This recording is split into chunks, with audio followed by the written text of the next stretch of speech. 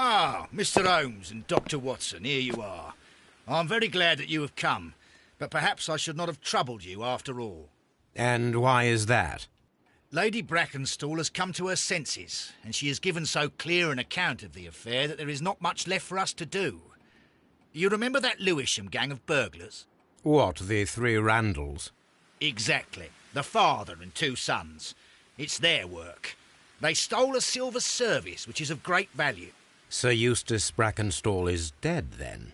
Yes. His head was knocked in with his own poker. A violent act of aggression. Yes, the poor lady. She has had a most dreadful experience. She was assaulted and tied to a chair.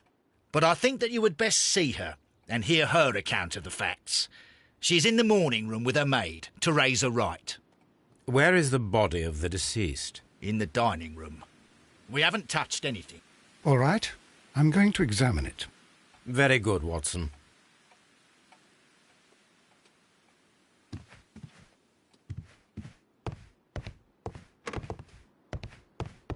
Sir Warthen Brackenstall.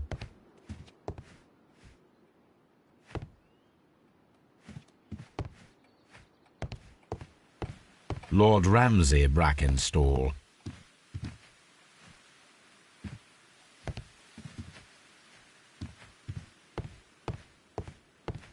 Lord George Brackenstall.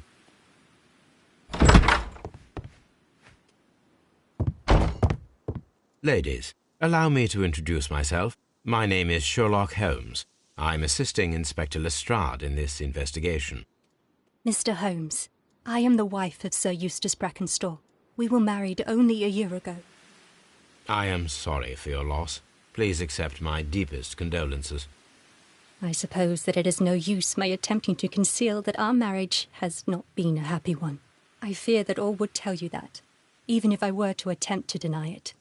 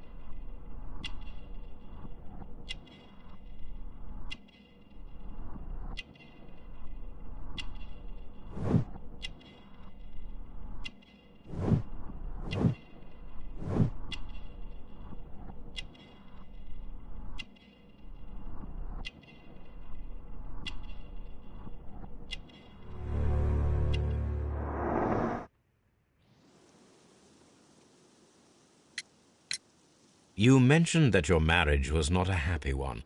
Was there anything specific that was troubling you? He was not a nice man when he was drunk, and he suffered from dark moods, but nothing else.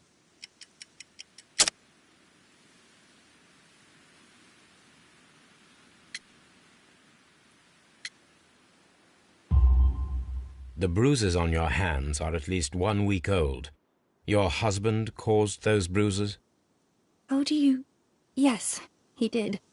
He was very angry at the time. Out of control. Again. Sir Eustace was a drunkard. To be tied to such a man for life is worse than death. Can you describe to me the events of yesterday evening? Is it really necessary? I have already told Inspector Lestrade all that happened. Yes, madam, it is. I will tell you then. Sir Eustace retired about 10:30. I sat in this room until after 11, absorbed in a book. Before I went upstairs, I entered the dining room to fetch a candle and... oh God. Please, go on. As I approached the French window, I found myself face to face with an elderly, broad-shouldered man who had just stepped into the room.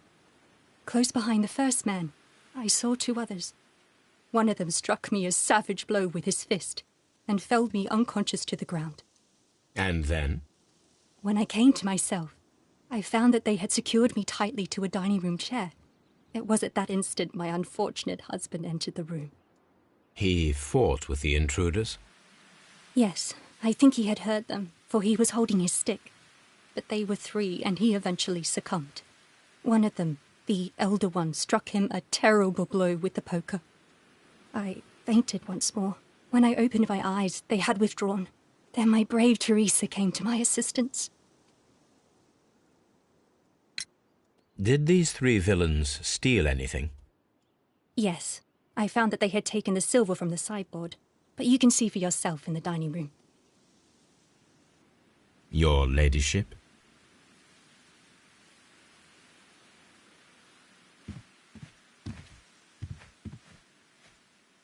Teresa, I would like to hear your testimony. Certainly, sir. As I sat by my bedroom window, I saw three men in the moonlight down by the lodge gate. But I thought nothing of it at the time. Oh, if I'd known. And then? I went to bed, and it was more than an hour after that I heard my mistress scream. And down I ran, to find her tied to the chair and him on the floor with his head smashed. That's all I know.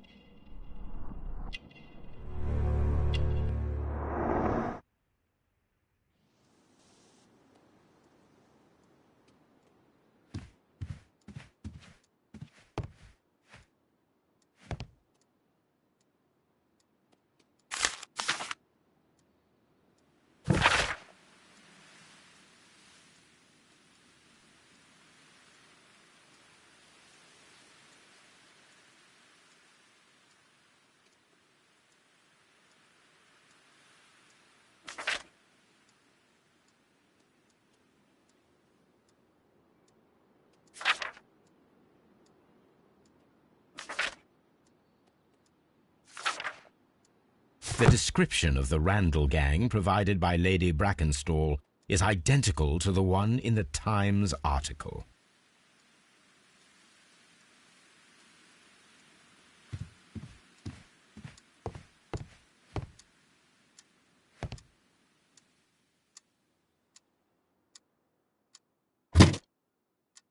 This photograph of Lady Brackenstall and her maid Teresa was taken at a port, but which one?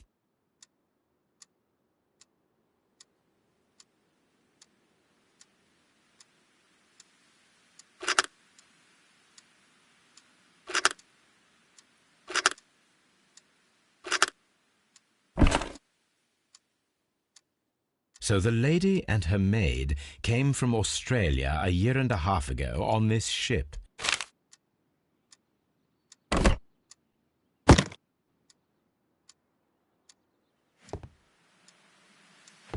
A trapper's hut.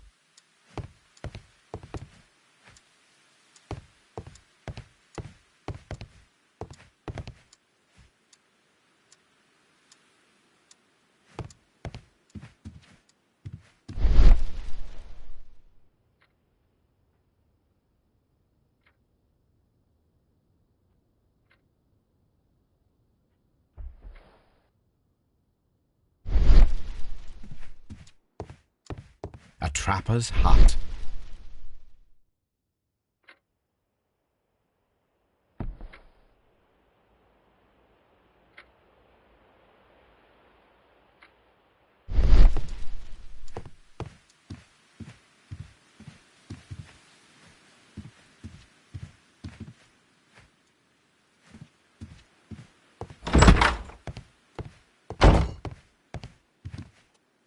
Lord Brigham Brackenstall. Lord Brigham Brackenstall. Baron Lyndon Brackenstall. The Brackenstall family seems rather... You should examine the body of Sir Eustace Brackenstall.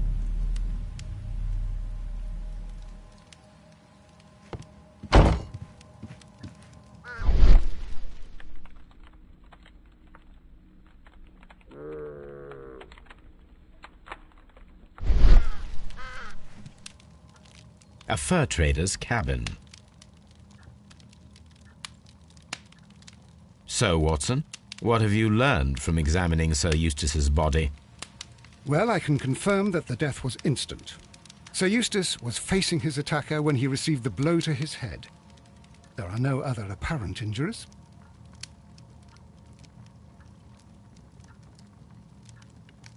The head was cracked with the force of the blow.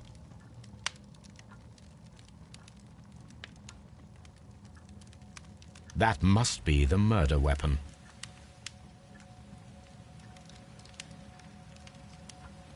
Quite a large stick, a formidable weapon. Barefoot, he had therefore been in bed and did not have time to fully dress.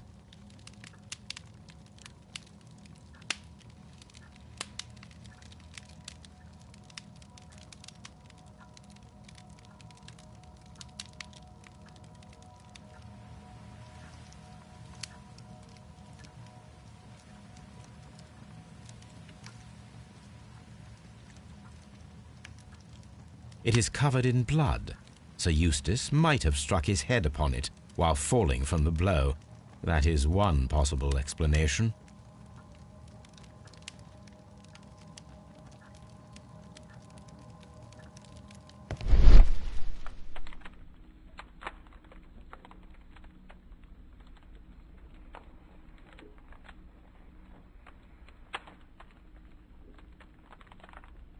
It appears that the bell rope was cut by someone taller than me.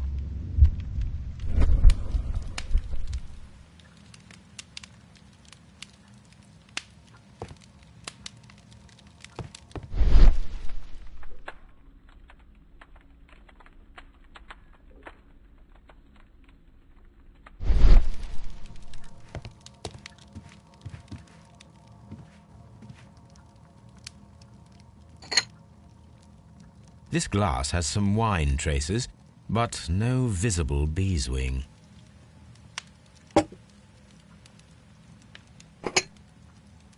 This glass has some wine traces, but no visible beeswing. There is beeswing at the bottom, as if the wine had not been decanted before being poured.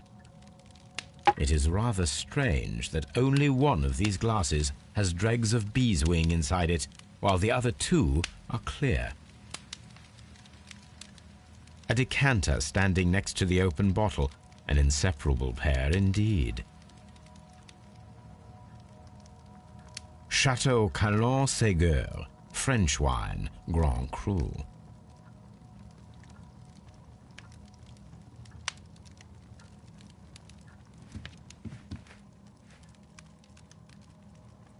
Sailor's knots. That's interesting. This rope was handled by the murderers. We need a scent hound to follow their trail. I will take it with me. This is the chair that Lady Brackenstall was tied to.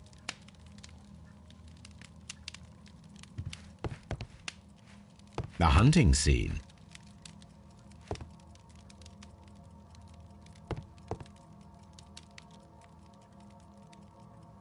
These wine bottles are expensive and mostly from France.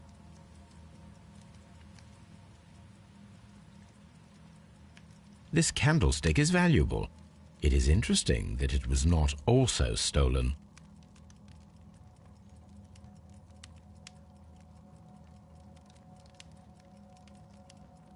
An empty silverware box.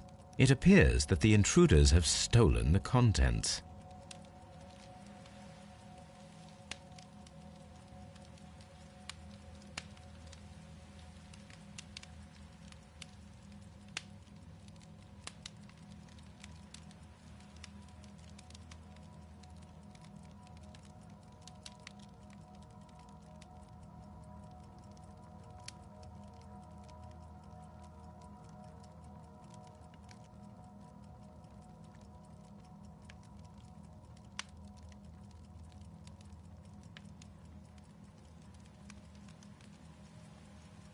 A bottle of wine is missing here. The criminals did not thoroughly ransack the house. They only took a little silverware.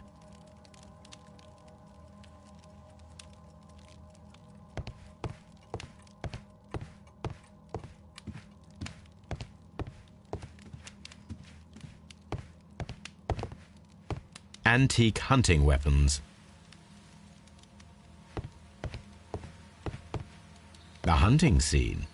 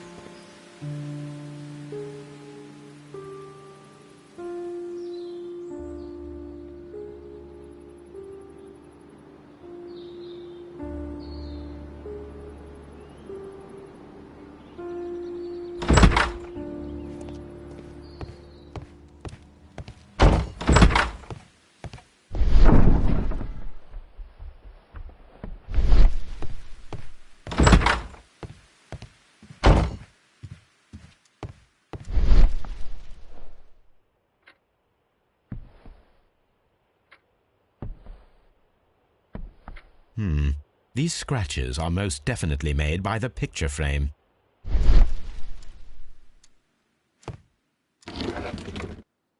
This is Sir Eustace's safe. There may be something important inside. I must ask Lady Brackenstall to open it.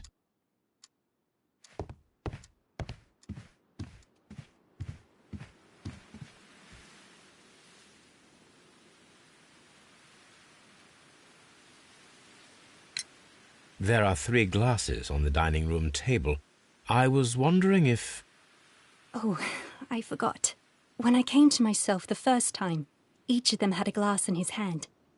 They might have been a father and his 2 sons. They talked together in whispers, and then they left. Lady Brackenstall, could you open this wall safe? No, it is my husband's safe. I do not know the combination. We have to open it.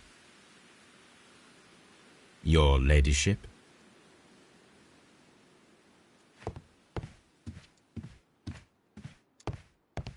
Let us try to open this safe. This safe can be cracked. I only have to pay attention. The dial will vibrate when it is set to the correct number.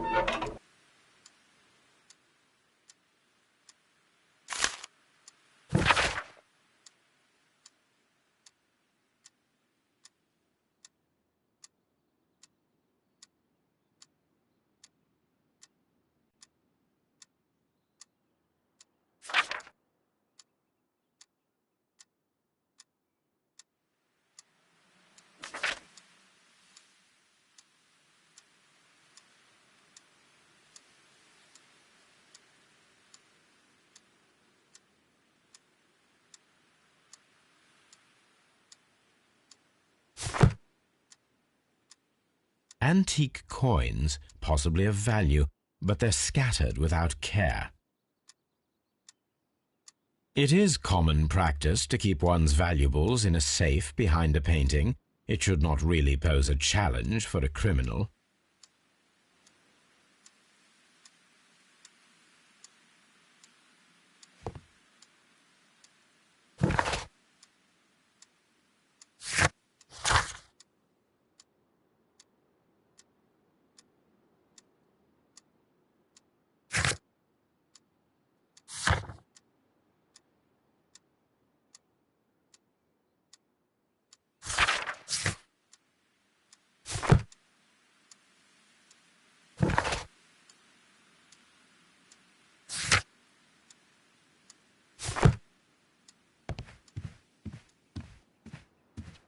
Oh, what a horrible thing to have happened.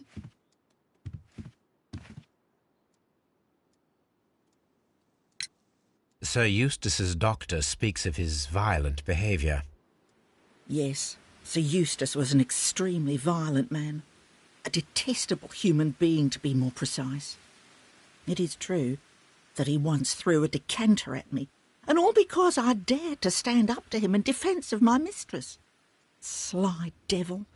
God forgive me that I should speak of him so now that he's dead. But a devil he was, if ever one walked the earth. We met him only 18 months ago. She'd only just arrived in London. Yes, it was her first voyage. She'd never been from home before. Wonder with his title and his money and his false London ways. If she made a mistake, she has paid for it, if ever a woman did. She doesn't have any friends here, so it was specially hard for her.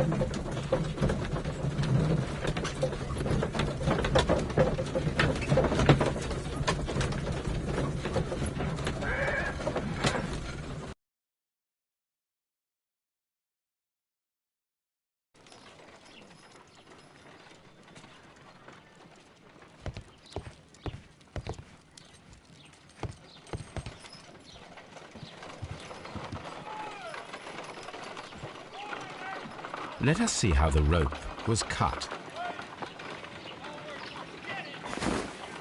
The fibers at the end of the rope are smoothly cut. Let us try to find out what tool was used to cut the rope.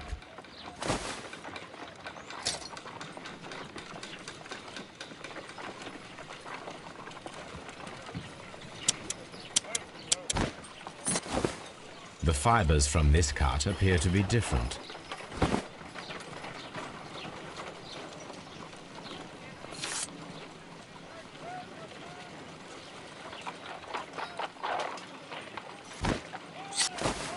If I cut the rope with a knife, it matches the original.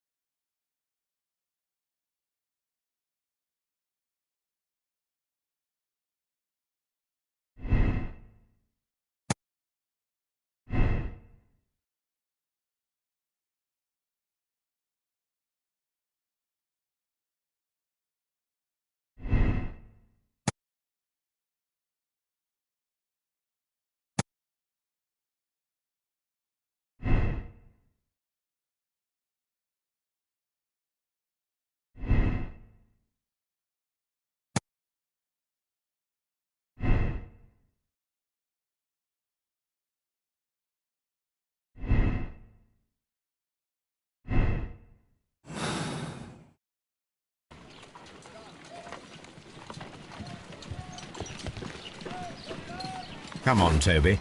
We need the best nose in the British Empire on this case.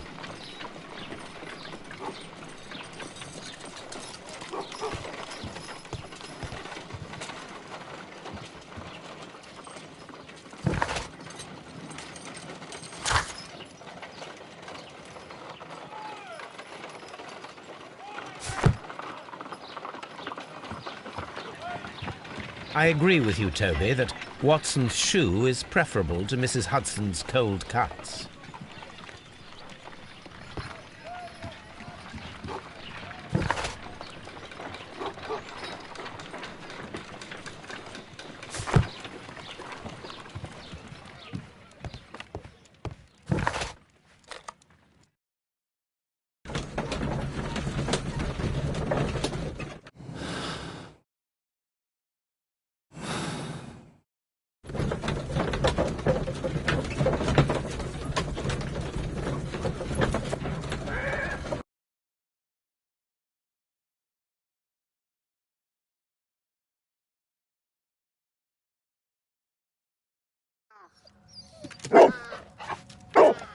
Search, Toby.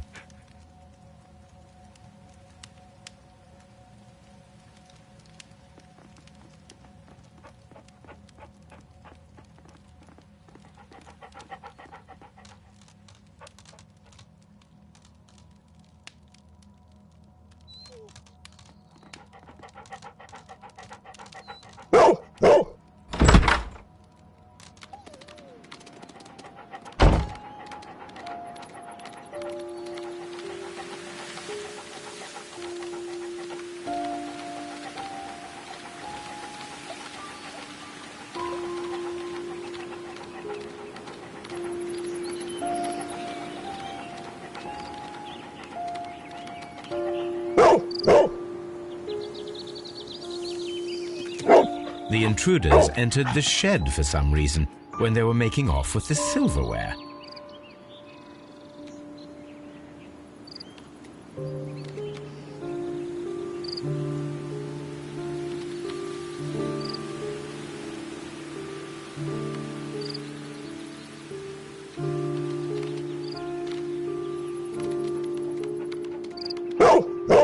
Brave Toby, the best nose in the British Empire.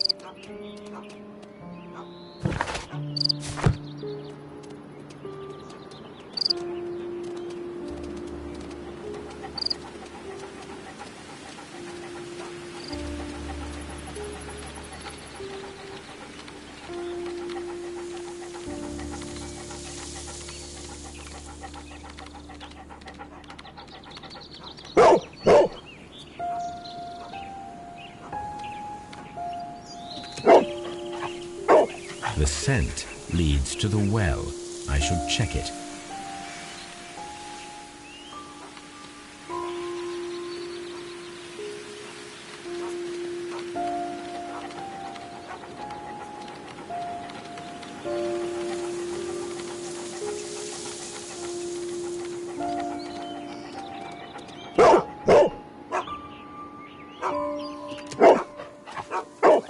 The intruder's trail is lost behind this wall. The criminals left the house through the French window. They walked to the shed, then across to the well, before fleeing by climbing over the wall. I wonder why they chose such a winding route.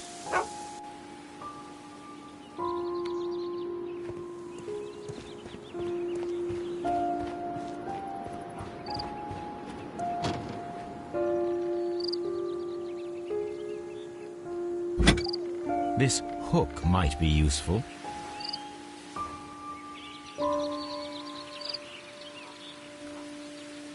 Small gardening tools, nothing of great interest.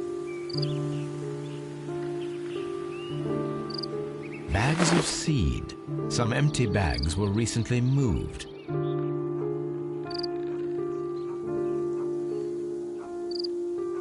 This old suitcase sounds hollow. It must be empty.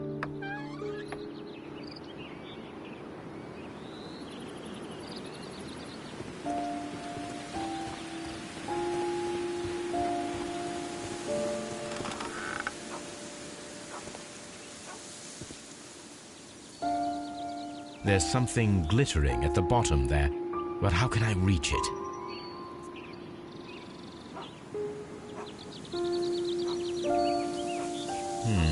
The bucket can be easily removed.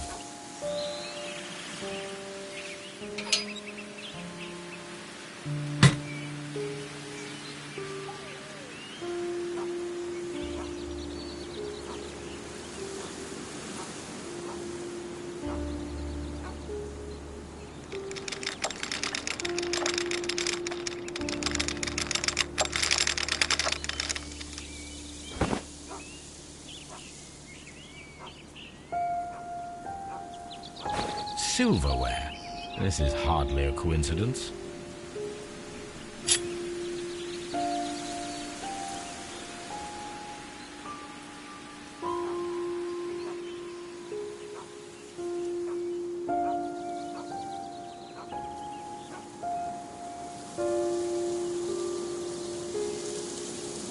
The Brackenstall coat of arms. It appears that we have found the stolen silverware.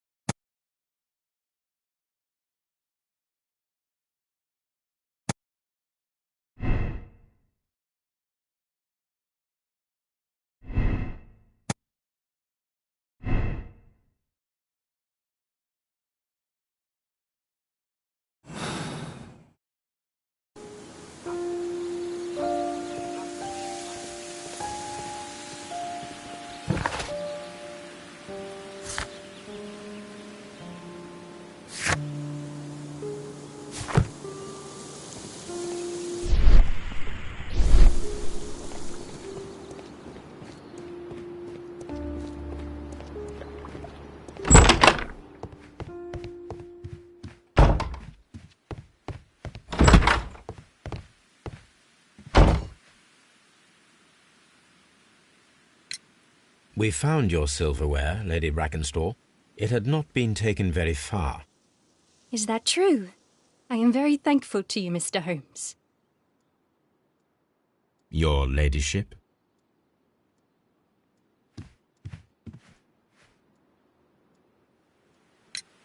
We found your mistress's silverware. Oh, that's good news. You really are as clever as they say. Indeed.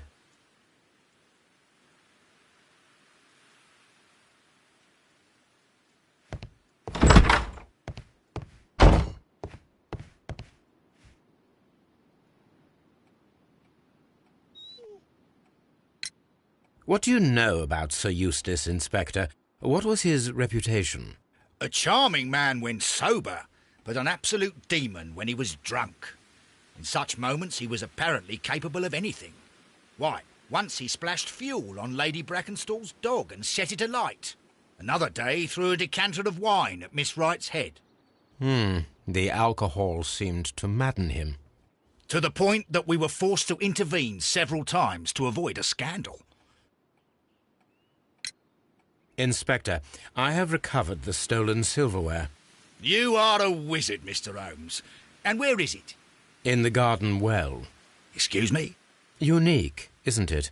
Rather absurd. What is the point of stealing silverware and then throwing it down into a well?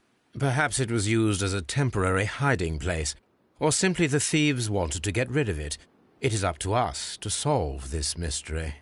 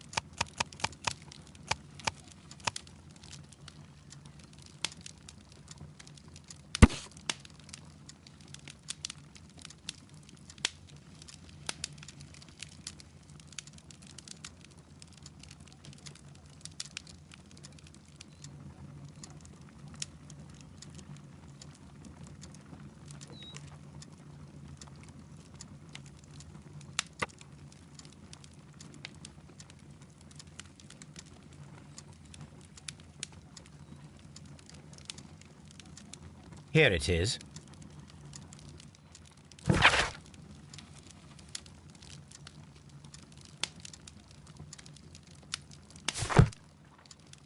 The shipping company, the Adelaide, Southampton, London line, and its address.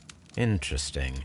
It must be the place where they keep the records, including the one for the crew of the Rock of Gibraltar. I think that if you pretend you're from Scotland Yard, they'll give it to you without any problems. But I have another solution. I'll call in the specialist.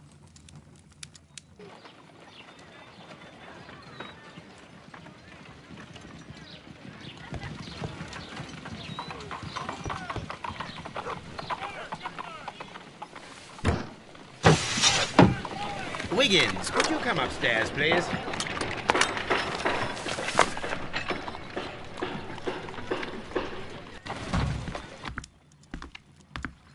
At your service, Mr. Holmes. I need a register, my young friend. If you could borrow it, there will be half a guinea for every one of you. I need the crew list of the Rock of Gibraltar in 1893 and their current employment. I'm straight on it, Mr. Holmes. Do you really think they'll find it, Holmes? My secret police is better than the Yard in many ways.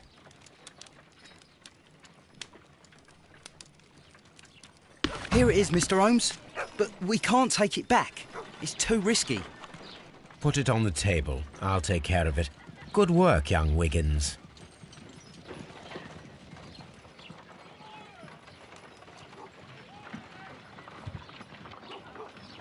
This list shows the senior officers of the Rock of Gibraltar, on which Lady Brackenstall and her maid made their voyage. Lady Brackenstall does not know anyone in England. This must mean that someone on this list is our mysterious visitor. And these are the lists of the senior officers of the Adelaide, Southampton, London line ships. Let us find out who was in London upon November the 7th.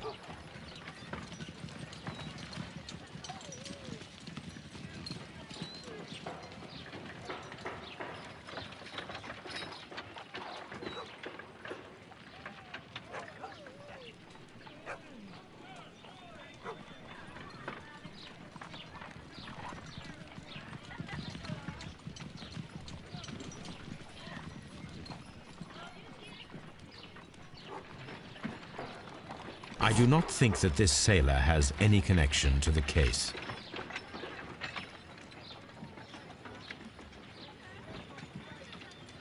I do not think that this sailor has any connection to the case.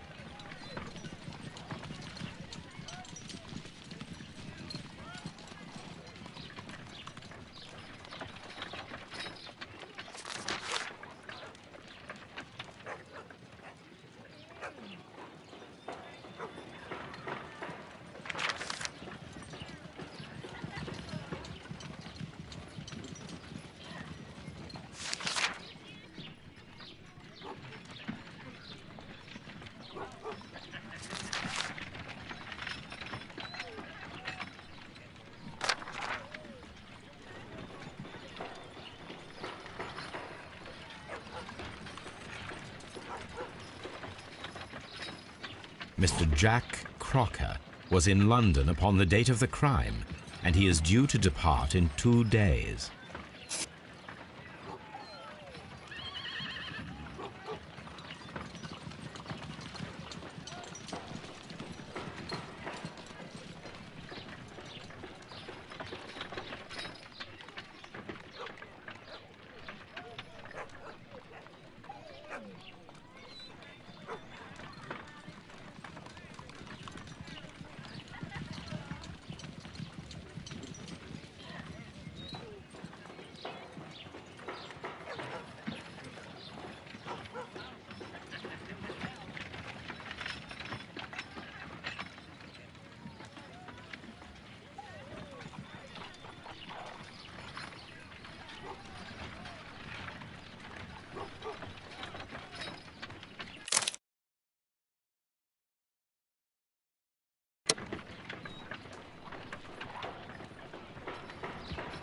This list shows the senior officers of the Rock of Gibraltar, on which Lady Brackenstall and her maid made their voyage. Lady Brackenstall,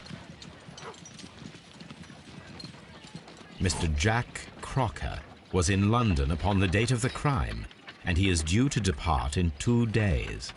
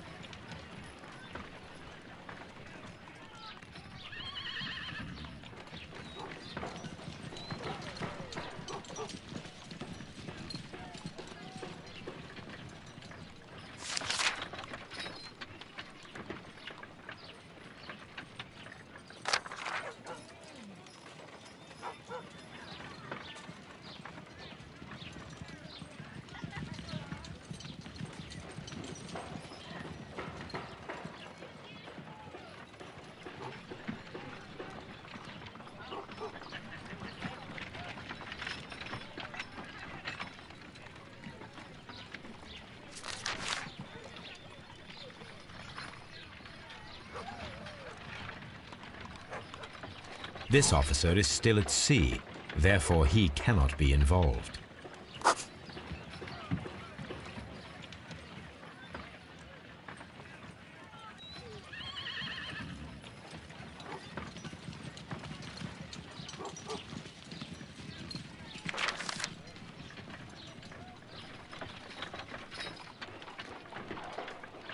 This officer is still at sea, therefore he cannot be involved.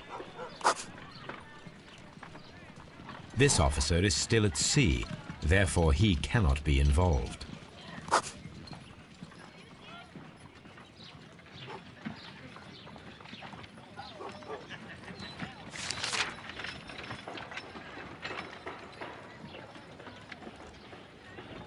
This officer was on a ship that sailed half a month ago. He wasn't in London at the time of the crime.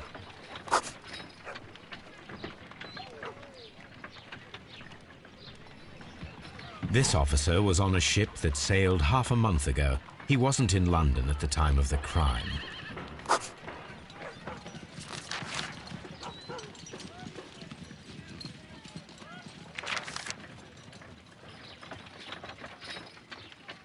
This officer is still at sea, therefore he cannot be involved. Captain Jack Crocker is our mysterious visitor. He was the only one around at the time of the murder.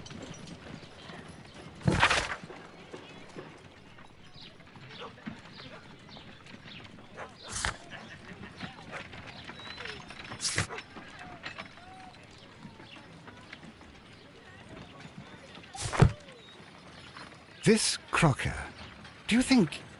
It would be interesting to meet him. Our young friend should be able to find him.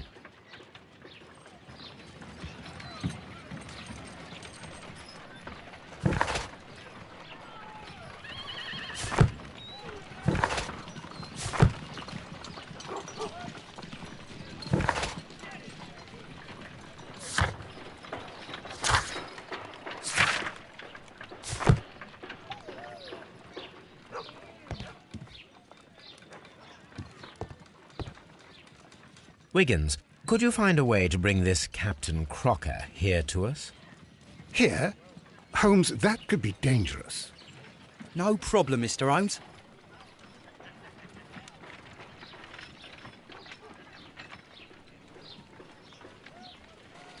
Mr. Holmes, I was informed that you were looking for me, and I'd like to know why.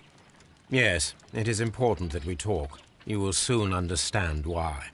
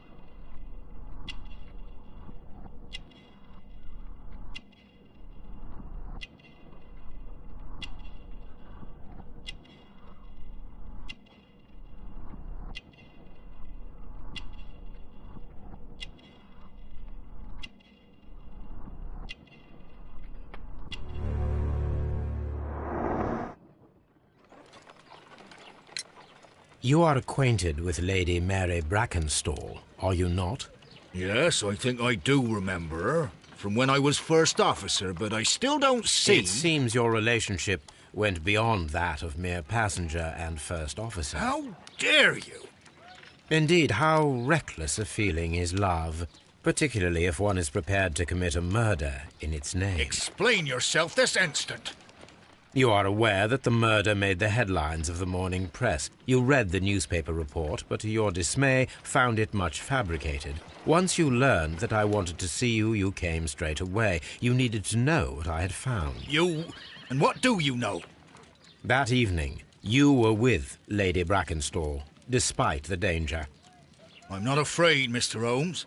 Besides, all of this is just guesswork. You would be right if there was no evidence. What then? Lady Brackenstall was tied to a chair on the night of the murder. And it was you who tied her up. You call that evidence?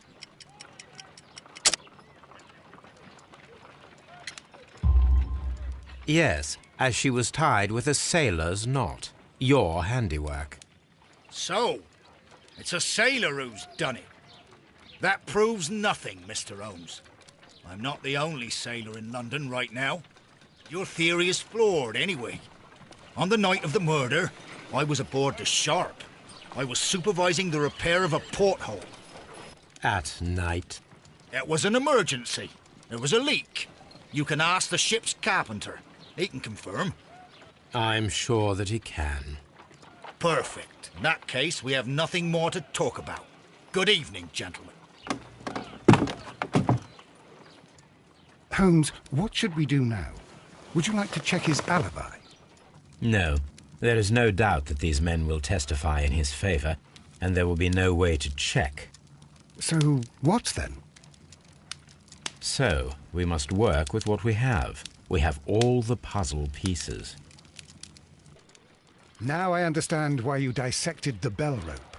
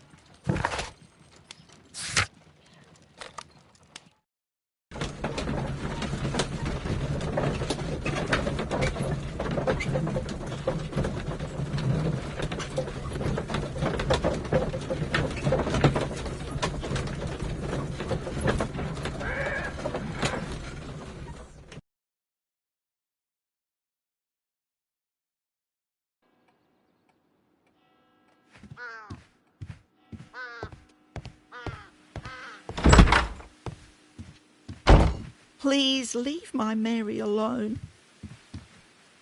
Oh, what a horrible thing to have happened.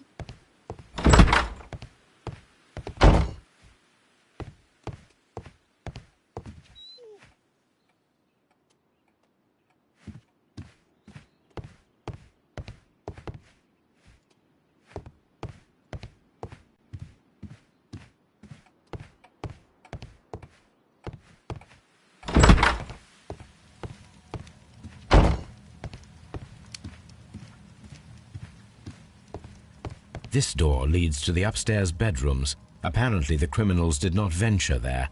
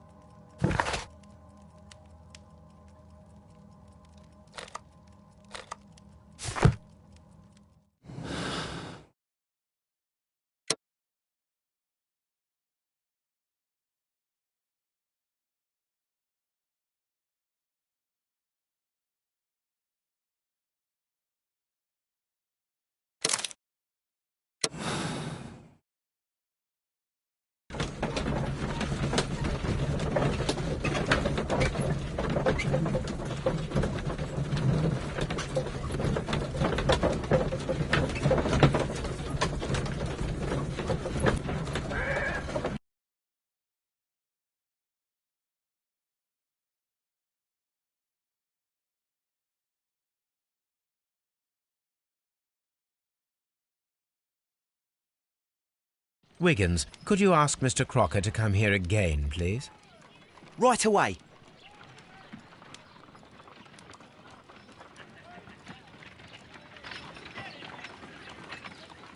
Why did you make me come here again, Mr. Holmes? It is over. I know that it was you who killed Sir Eustace Brackenstall. What? I know, because of the height at which the rope was cut. The knife used was a sea knife. The knots were sailor's knots, and not least the sheer force that was put behind the killing blow. And because you are the only one who knows Lady Mary Brackenstall in London. And because you love her. It's true. It is time for you to tell us the whole truth. I admit that I loved Mary madly from the first day that I met her. But I never did come to visit her, for I believed that she was in a happy household. When I talked to her maid, who told me everything, I was insane with rage. I was due to set sail for 6 months away. I wanted only to see her again. But it turned into a damnable nightmare when he barged in. He dared raise his hand to her. He was not even worthy of licking her boots. Oh, I regret nothing. I admit I killed the monster out of love for her. She will forgive me if she is able. Lady Brackenstall already forgave you. She said nothing. Mary. But that makes her an accomplice as well as her maid. It places her in danger yet again.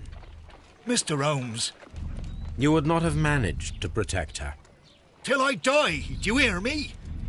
Here is a letter that sets everything clear, and it is the one that should be disclosed to the police. I am the only culprit. Mary had nothing to do with it. Now it is time to end this.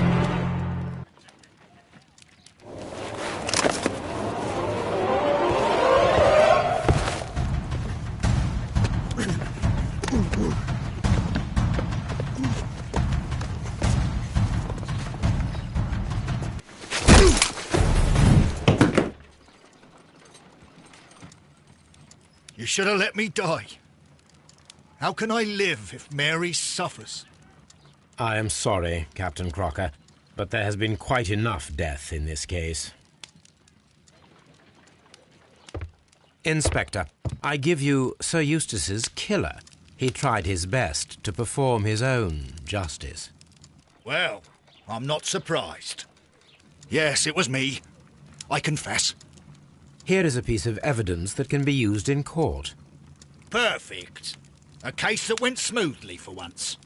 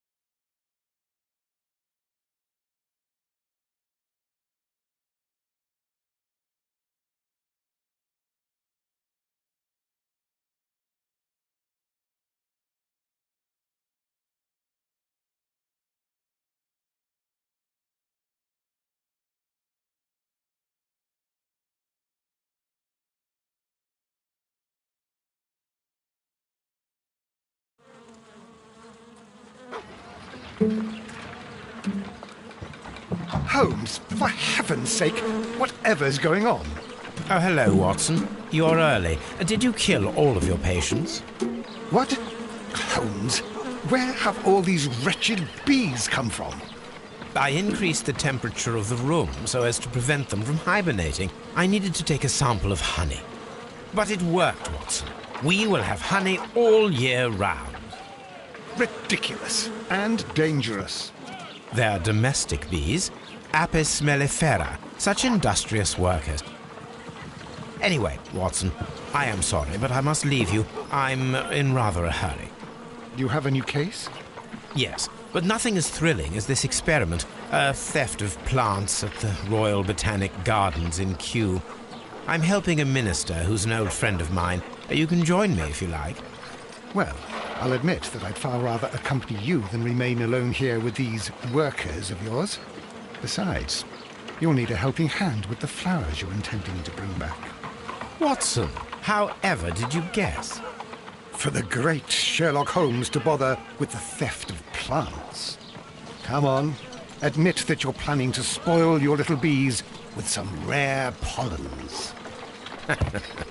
Since when did I become so transparent? Let us go.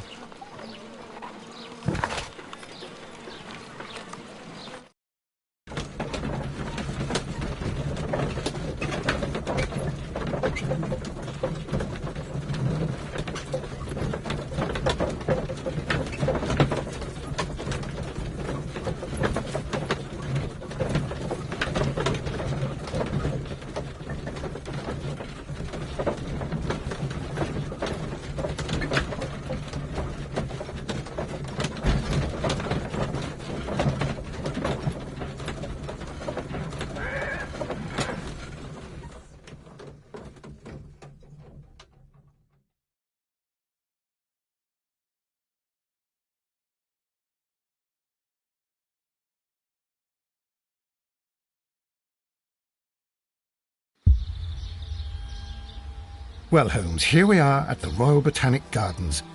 There's no doubt that this place is beautiful. But are you really intent on investigating the theft of the plants? Yes, of course.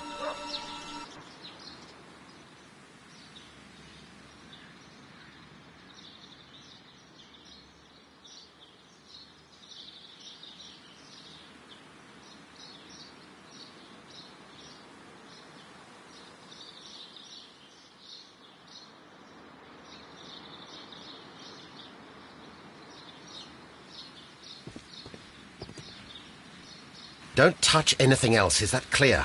Just go and get a bucket of fertilizer. And without turning it over this time. Good day to you, gentlemen. How may I help you? If you are here for a visit, please do come back on Sunday. I am afraid that it cannot wait. My name is Sherlock Holmes, and this is my friend and colleague, Dr. Watson. We are investigating the theft of plants that took place here 5 days ago. A remarkable collection, I believe. So you're the one in charge, eh? A small favour for a friend. Now, to whom do I have the pleasure of speaking? I am Martin Hamish. I am the Deputy Director of Kew Gardens. And that fellow yonder is Albert. He works here. I am delighted to meet you. What can you tell us about the plants? They were rare and exceptional plants. We presented them at our last exhibition. We haven't removed the stand yet. It is still in the large glass house. We only learned of their disappearance the evening after the exhibition, and nobody saw anything. No doors were forced? No, but I would imagine that for a thief it would be fairly easy to gain entry, for there are no guards here. Well, if you don't mind, we will take a look. Now, you say that it is in the large glass house. Yes, the one just behind me. Just a second, since Albert has nothing else to do. Albert, show these gentlemen where the exhibition was held. How many people work here? Only myself, but occasionally 2 students, Albert, whom you have met, and Miss White.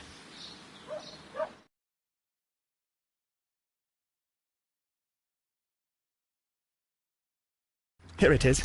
This is the place where the stolen plants were exhibited. Thank you. Is there something the matter? Yes, there is.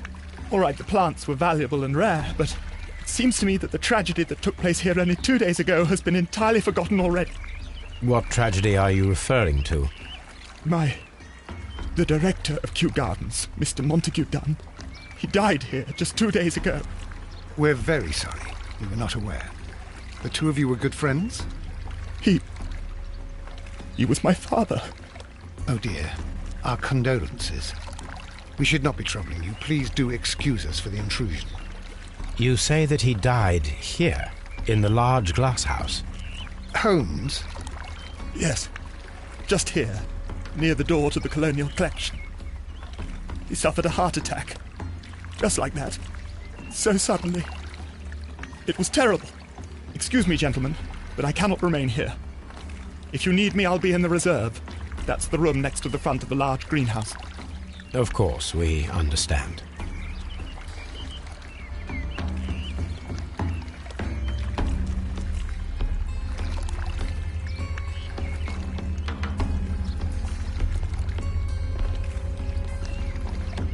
Do not touch.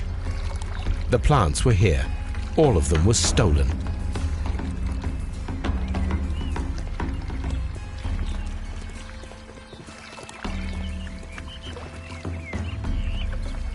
Here is a list of the stolen plants.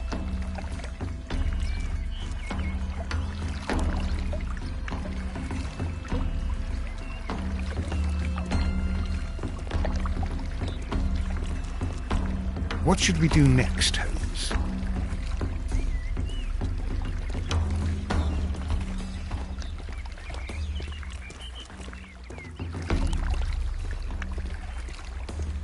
According to Albert, this is where his father, Montague Dunn, was found dead.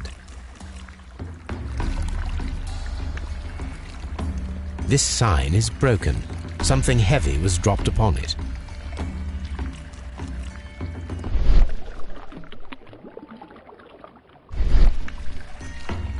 These boot marks are fresh. It appears as though someone was dragging their feet. The traces are thinner in some places. The footprints reveal that someone staggered here.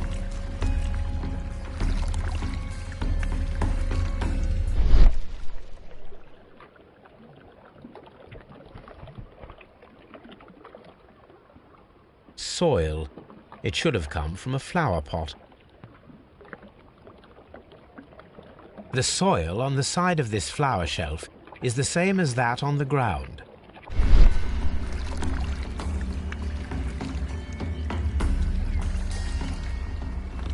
Fragments of a flower pot. It fell down here.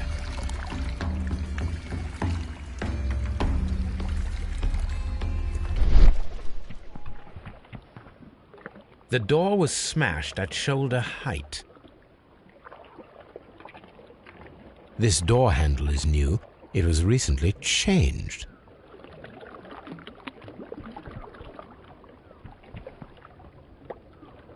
The esconsson was breached near the handle.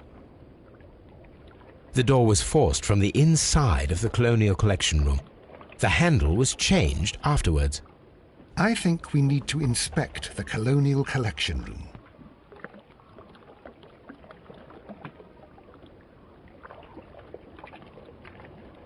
This pot was broken fairly recently. A flower pot recently fell down from these shelves and was misplaced.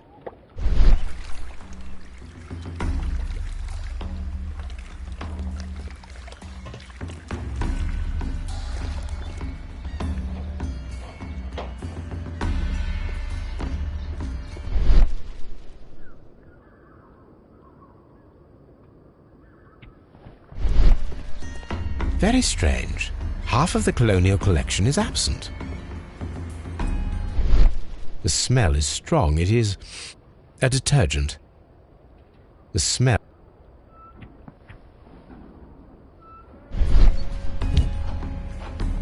This broken fragment was the result of a heavy blow.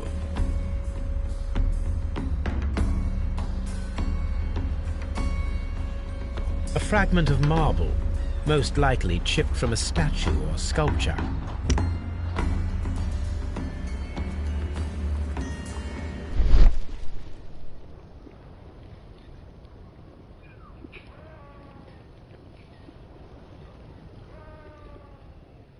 These windows were perfectly cleaned.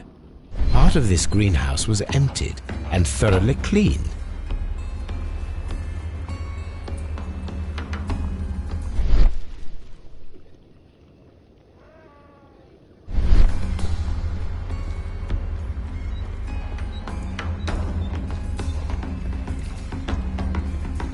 According to this, they have light and moisture control in some parts of the building.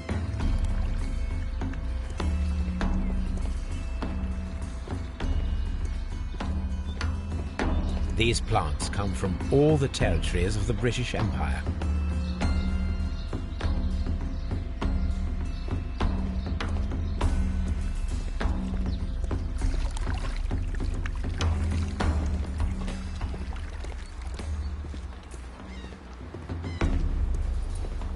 This is one of the outlets of the ventilation system.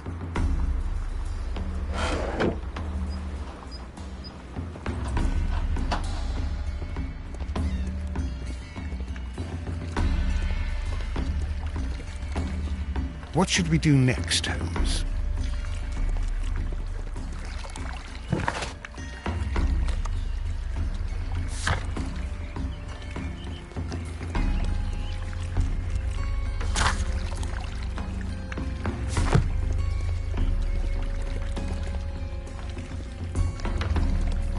Blood. Someone fell violently against this sign, and they were injured in the clash, most likely a head wound. All the clues around here are quite suspicious. I need my imagination to make sense of it all.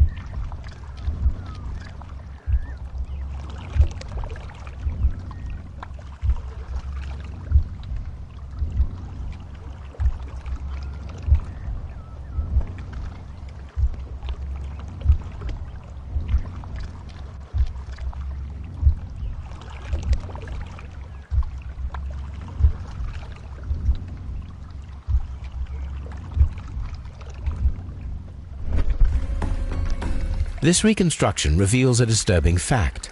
Montague Dunn damaged the door of the Colonial Collection Room. He was in a panic, or the door was locked? Was it an accident, or a murder then, I wonder?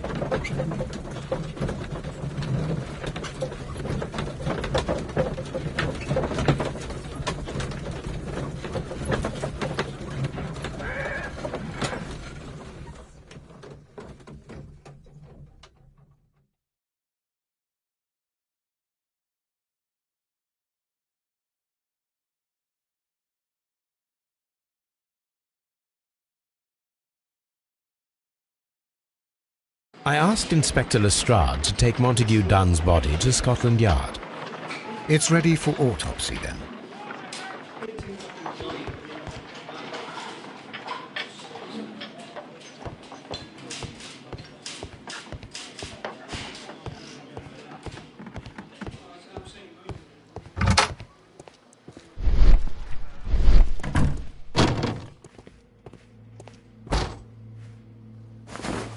First of all, let us carry out an external examination.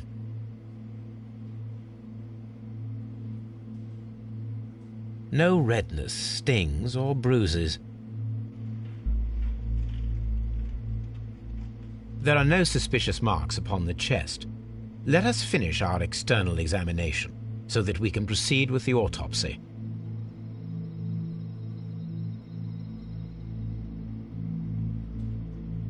There is an injury to the skull, most probably caused by the fall in the water lily greenhouse. The air from the lungs carries a faint floral aroma.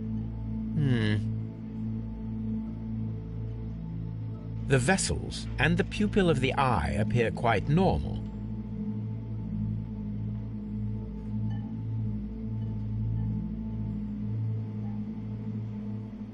Nothing suspicious here. Now, let us examine the internal organs.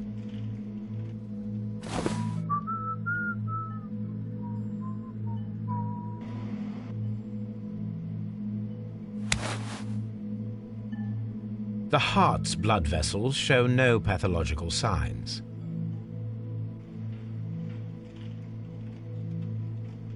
The heart tissue shows no visible pathological signs.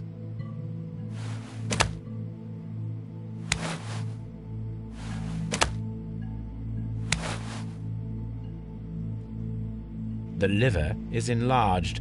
It would seem that he was suffering from an alcohol addiction.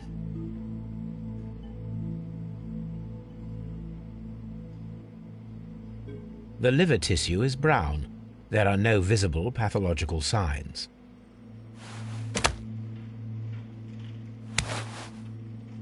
The lungs are congested and edematous.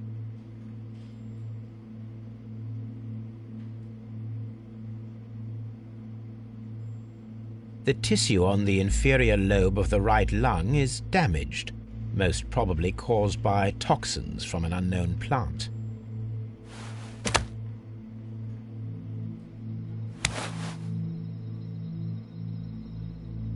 The stomach tissues show no visible pathological signs.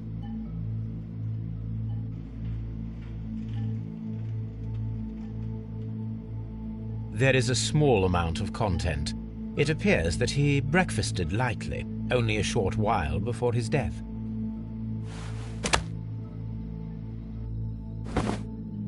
My suspicions have been substantiated. Montague Dunn, the director of Kew Gardens, died from poisoning. Plant poisoning, to be more exact. You mean... Yes, it is murder. We should inform Lestrade. Yes, but do remember, Watson, that I discovered the murder. The challenge... Challenge, Holmes? We need to locate that deadly plant. Such a perfect murder appeals to me. Murder of any kind appeals to you. Is that all we need to do? No. We also have the people working at Kew Gardens. Martin Hamish and the son of the victim, Albert Dunn. And also Miss White, of whom we spoke with Mr. Hamish. Should we bring them all here for interrogation? No. A few innocuous questions at Kew will suffice, as well as a discreet delve into their personal affairs. Yes, Watson, it is time now to open the doors. Even those in the staff building. I suppose that is necessary. We should also be concerned with the victim himself. After all, we don't know very much about Montague Dunn. You're enjoying this already, aren't you? More than a little.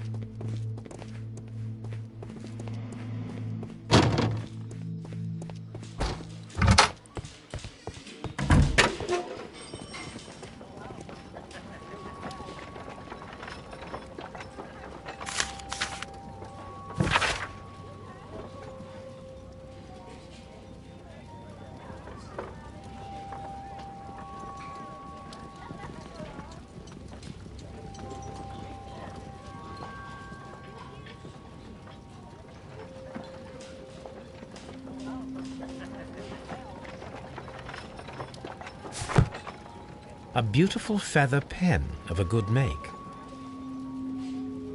This watch is of great value.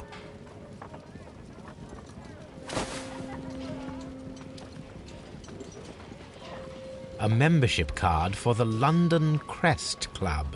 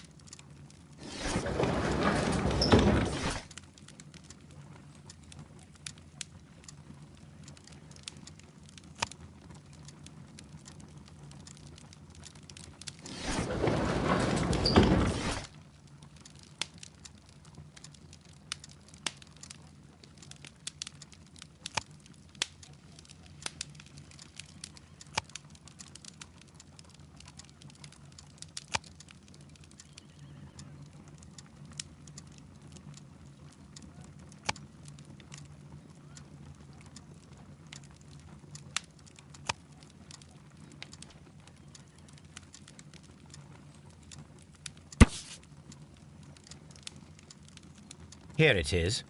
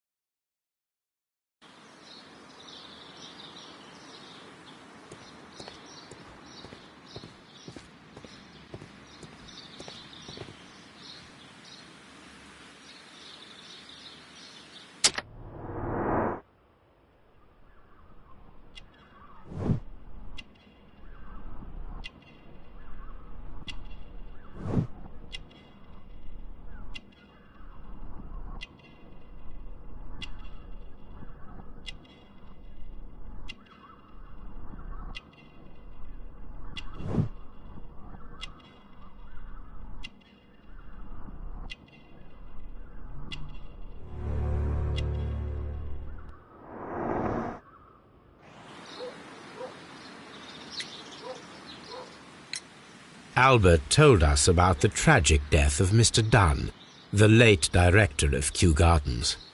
Tragic indeed. His heart attack was quite unexpected.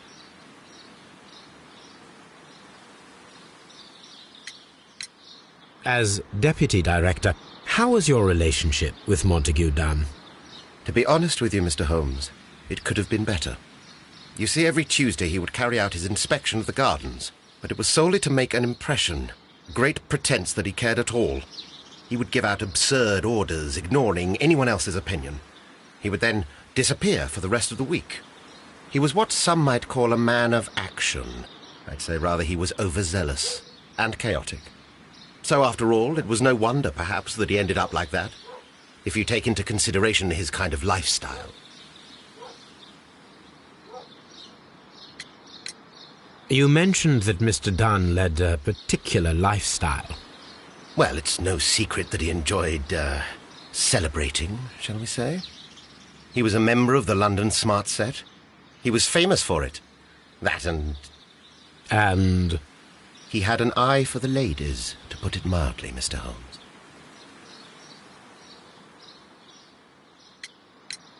Tell me, Mr. Hamish, do you grow the more deadly variety of plant here?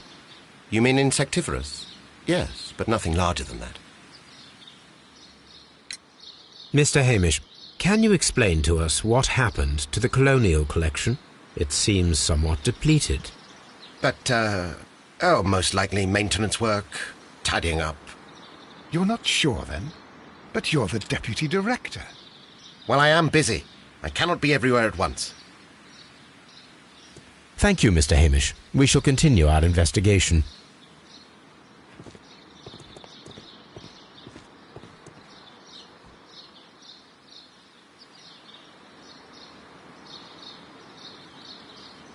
Dry tropics. Water lily greenhouse. Colonial collection. Palm house. Reserve. Director's office, cloakroom and laboratory. Nursery. Seed house. Ventilation system.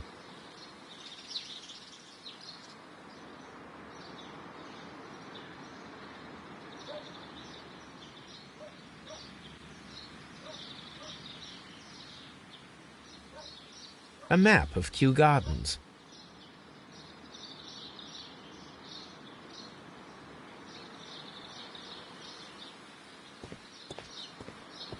Locked.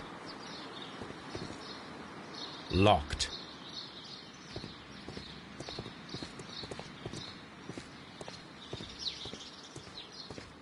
Locked.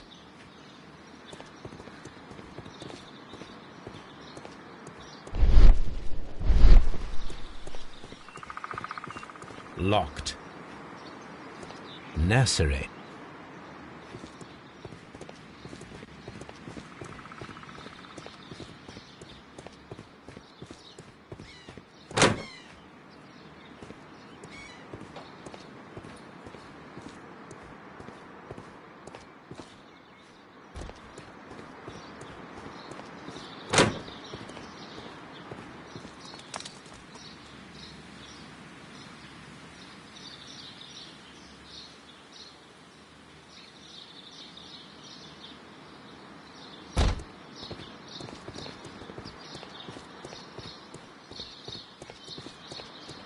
Locked.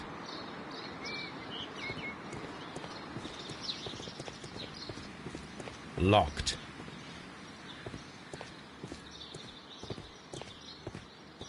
What should we do next, Holmes?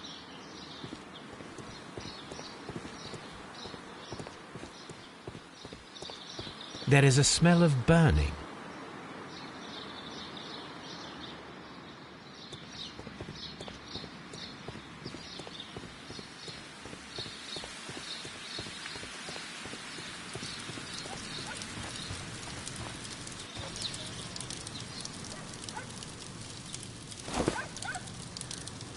protective mask.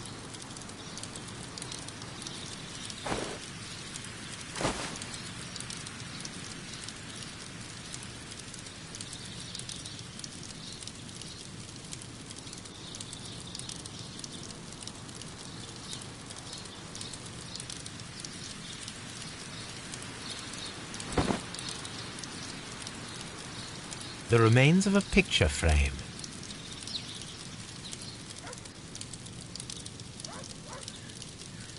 The plants were set alight fairly recently. Some have not completely burned.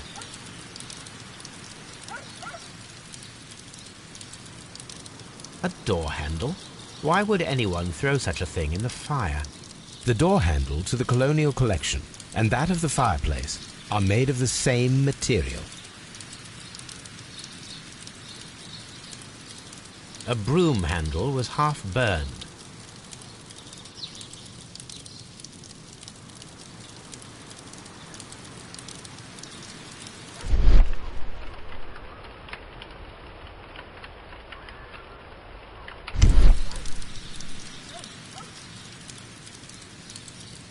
The symbol is not from Kew Gardens.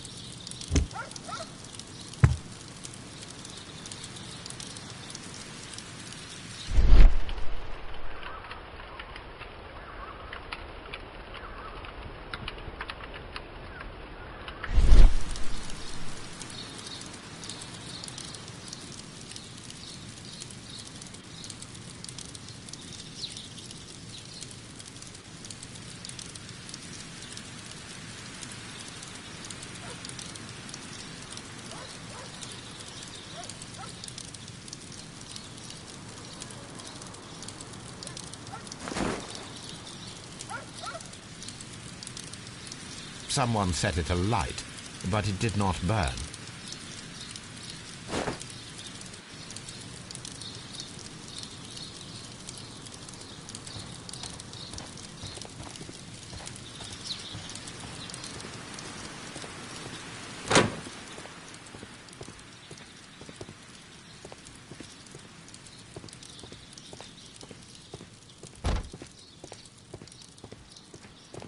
Dry tropics.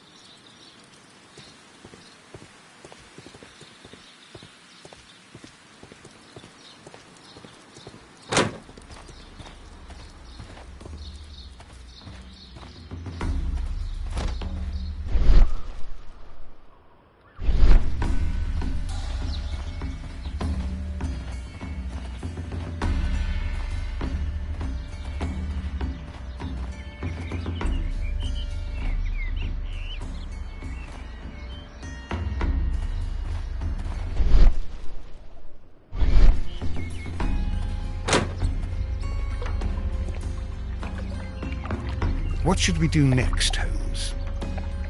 Dry tropics. What should we do next, Holmes?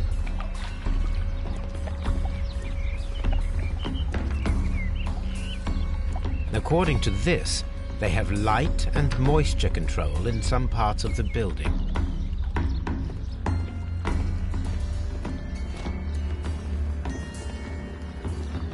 According to this, they have light and moisture control in some parts of the building.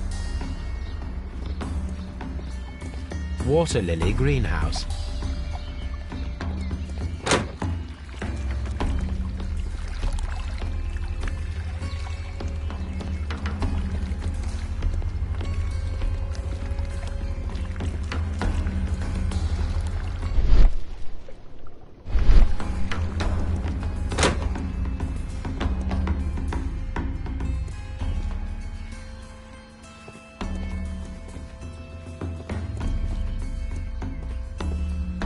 According to this, they have light and moisture control.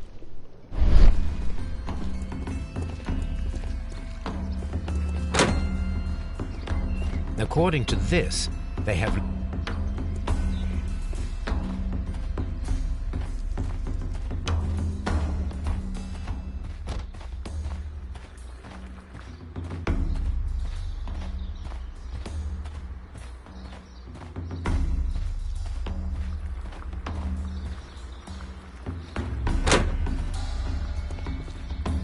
Can I help you, gentlemen?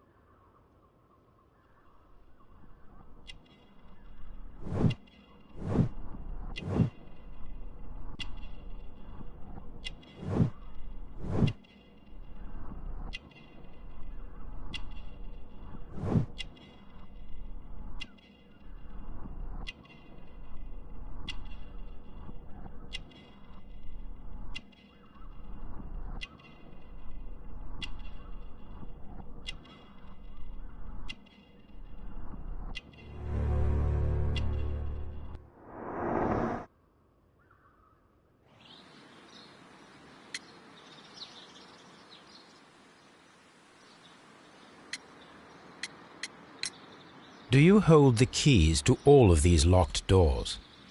Yes, you can have them. But I cannot give you the keys to the cloakroom. The employees' effects are private. I am sure.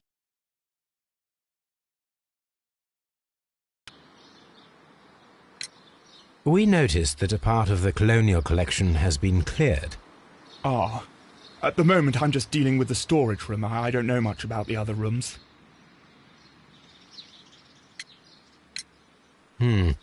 Do you work here? Yes, but part-time only. For I'm also studying botany at the University of London.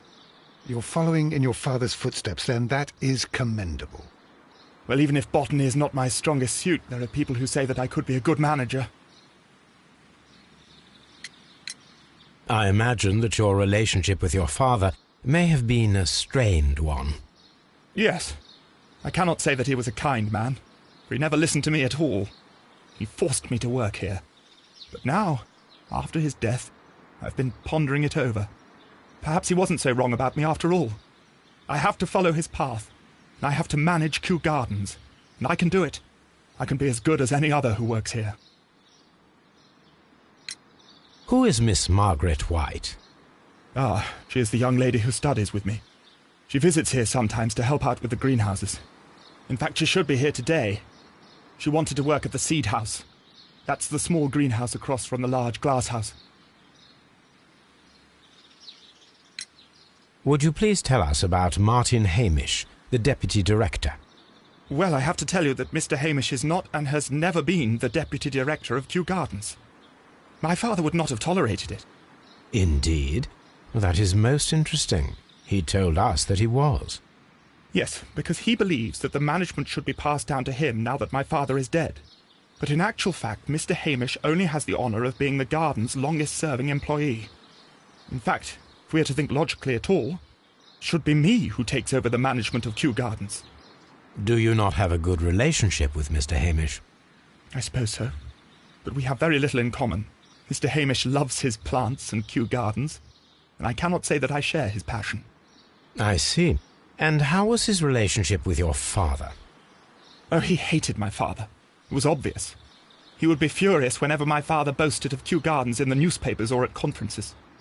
He was convinced that my father was stealing all of the credit for himself. But my father treated Mr. Hamish in the same way as he treated anyone. Dismissively. With indifference. Thank you, young man. We shall see you again soon.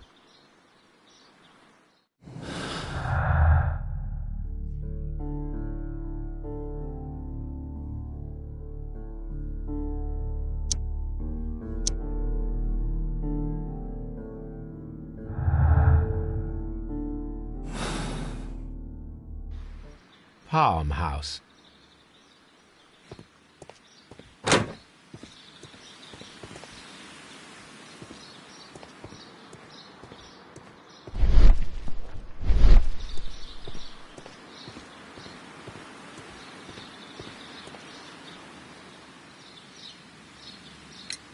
What is your opinion of Albert as a student of botany? He's useless. I often tell him so, and I can only give him cleaning tasks. Botany is not his life's work, and his father well knew it. He was furious about it. He was? Oh, yes. He forced his son to work here. and he never missed an opportunity to criticize him publicly. Are you able to elaborate on that? Well, for example, with our last exhibition here, Mr. Dunn had Albert make a presentation speech. But then, while the lad was speaking, Mr. Dunn interrupted him, asking him difficult questions, making him look like a failure. It was with the intention of making a fool of him, Mr. Holmes. That must have been terribly humiliating. Yes, he was crushed, and he had to leave. Everybody was making fun of poor Albert. That is, except for Miss Margaret White, who is such a nice lady and who always takes pity on Albert.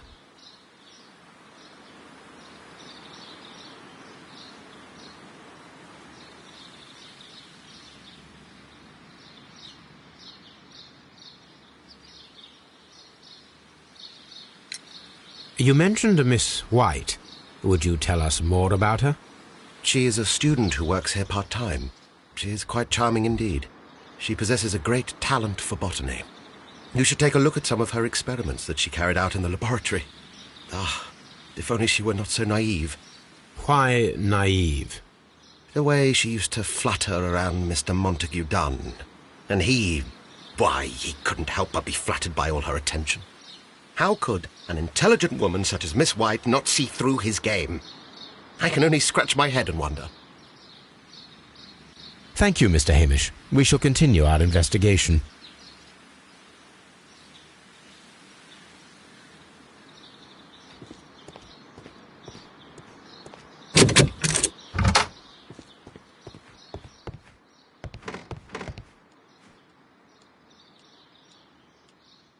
Newspapers discussing Kew Gardens.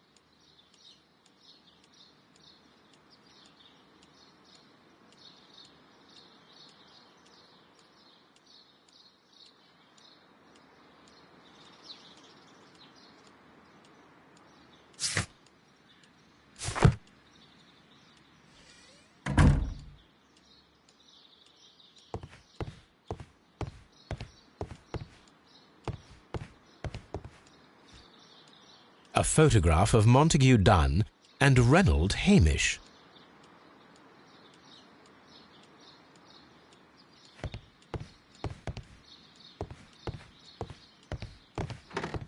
What should we do next, Holmes?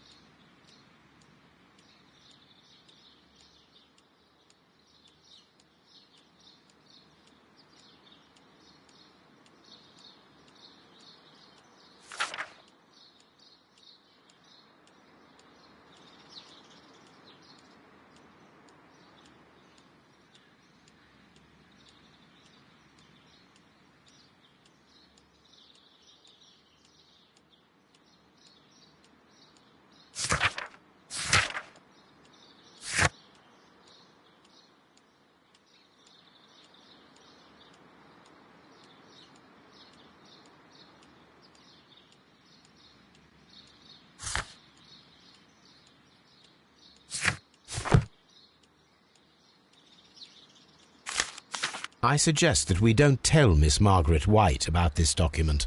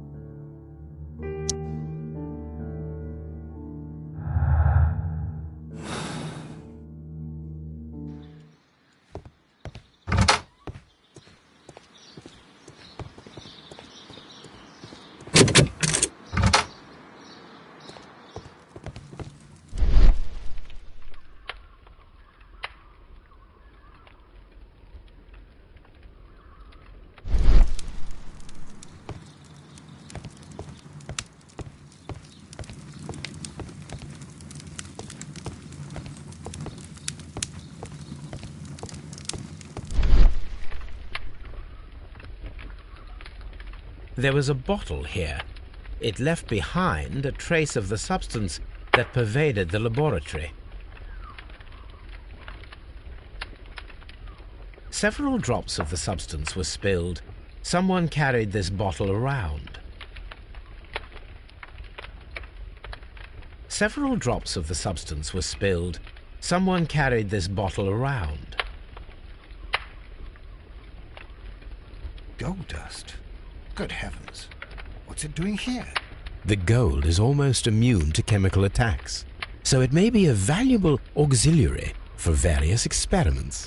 But why would anyone perform such experiments in a botanical garden? The bottle is no longer here, but it is possible to detect a faint scent. We need a good nose.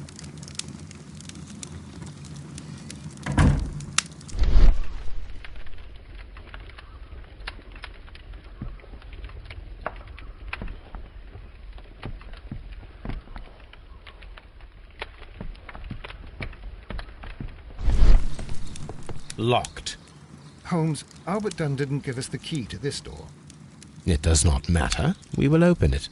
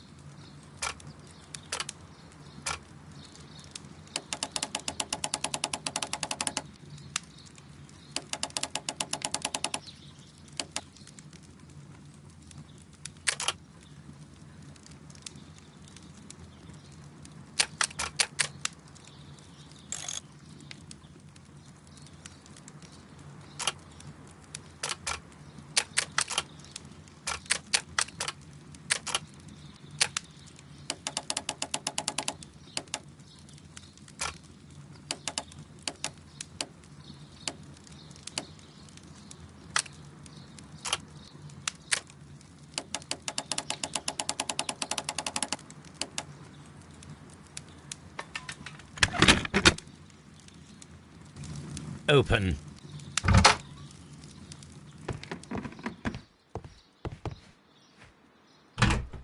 Miss White's locker. Apparently, Miss White is a capable student. A draft of the letter that Miss White sent to her parents.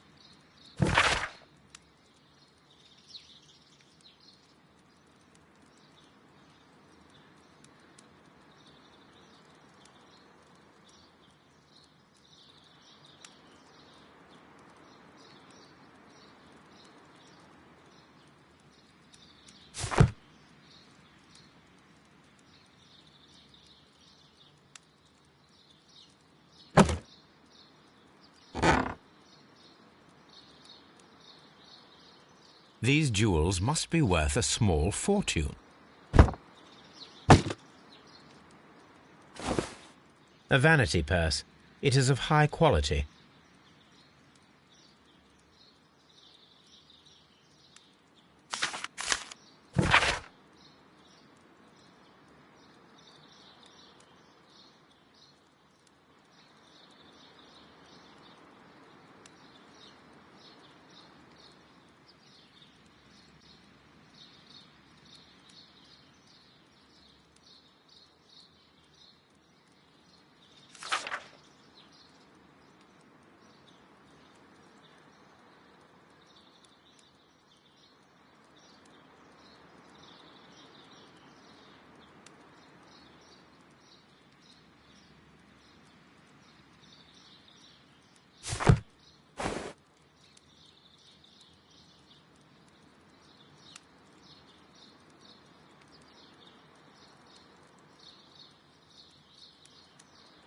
Apparently, Miss White is a capable student.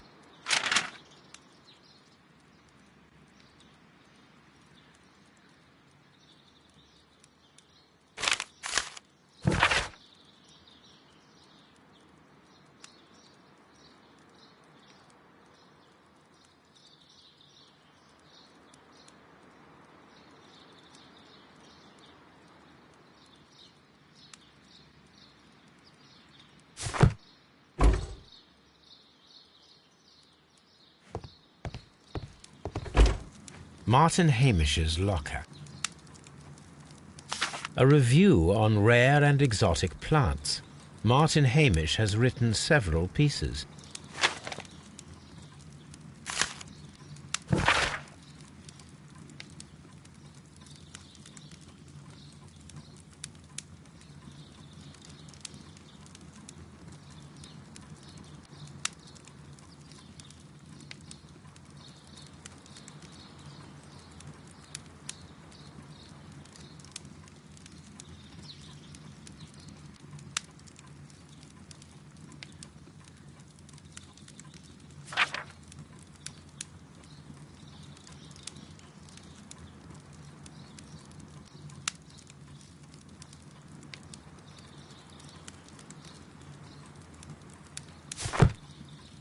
Martin Hamish studied chemistry. Interesting.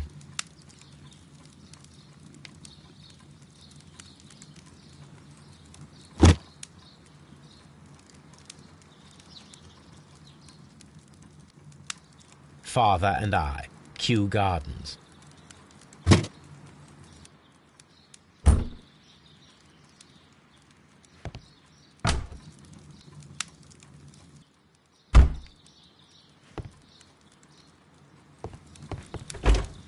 Albert's locker.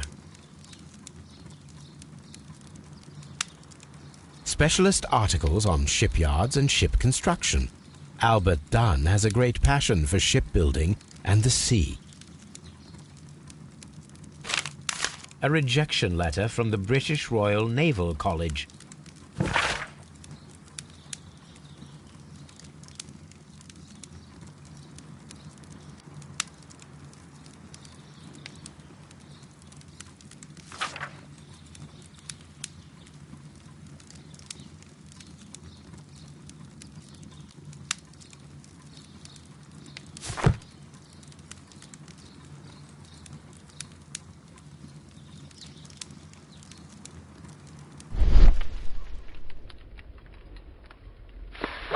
Young Albert, standing with a woman in front of London University.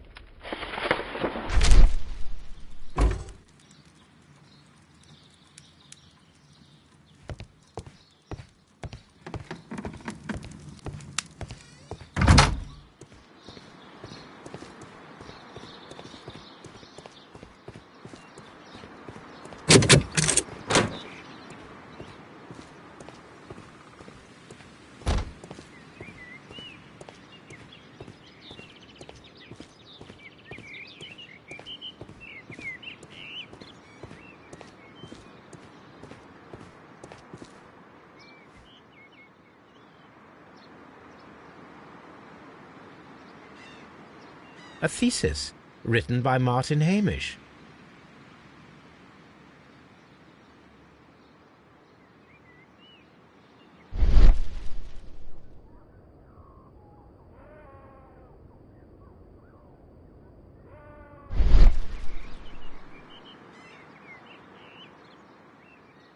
A thesis written by Martin Hamish.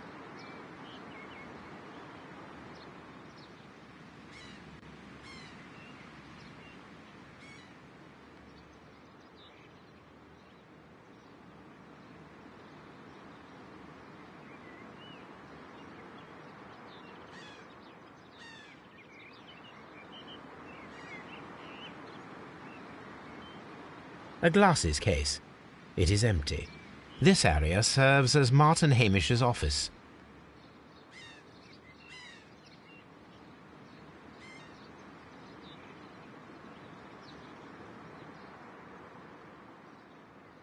This poster is for an exhibition that Martin Hamish was directing, but it had nothing to do with Kew Gardens.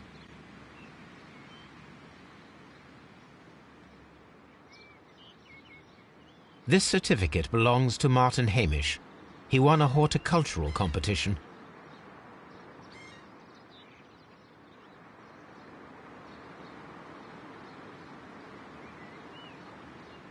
We can see the interior of the Colonial Collection Room from this window.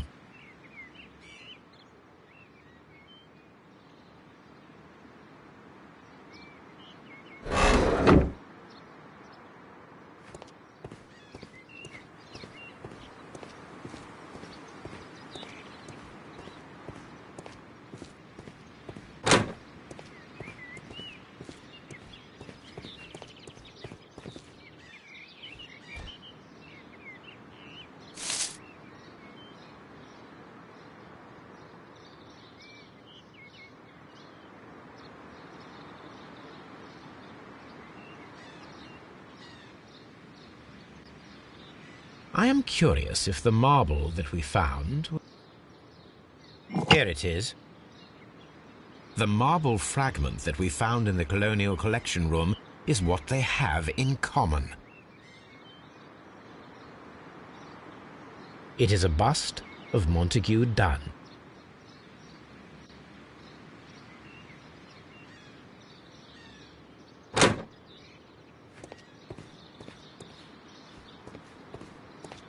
The seeds of plant species are stored here.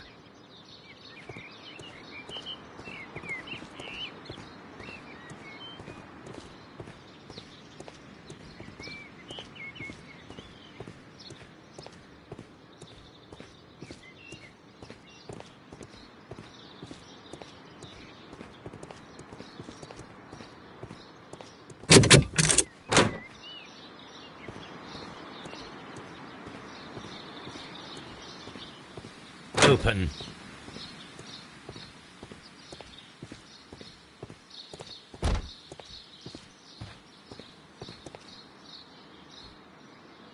Good day to you, miss. You have some very beautiful plants here. Why, thank you, sir. And good day to you, too. But... Oh, I do beg your pardon. My name is Dr. John Watson. This is my good friend, Mr. Sherlock Holmes. I am honored to make your acquaintance, gentlemen. My name is Margaret White. Excuse me, but are you Sherlock Holmes, the great detective? Yes, I am he. What a pleasure to see you here at Kew Gardens. Are you working on a case? Yes, a theft of plants that took place here a few days ago after their most recent exhibition. Oh, yes, of course. I quite forgot about that. Oh, it's quite understandable that you might forget about the theft of the plants, miss, after the tragedy that took place here. Yes. The director was a truly good man. It is such a terrible misfortune.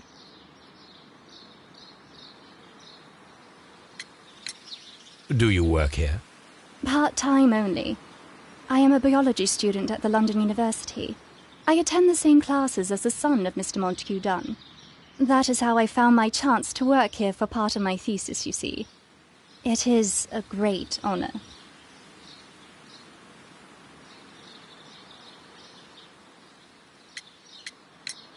Most of the doors in Kew Gardens are locked.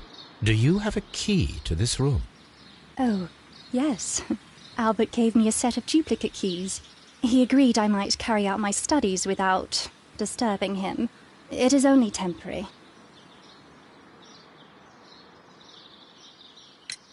Would you happen to know why part of the colonial collection was cleared? No, I have never been there. How well did you know Mr. Montague Dunn? He was a master, a great leader. I saw him almost as a spiritual father. He had an exceptional nature? Oh, yes, indeed. He was always so active and so optimistic, and very nice to me, although he could behave harshly towards his son. Why so? He loved his son dearly and wanted the very best for him. It made him extremely demanding. Albert, who is naturally shy, suffered because of it.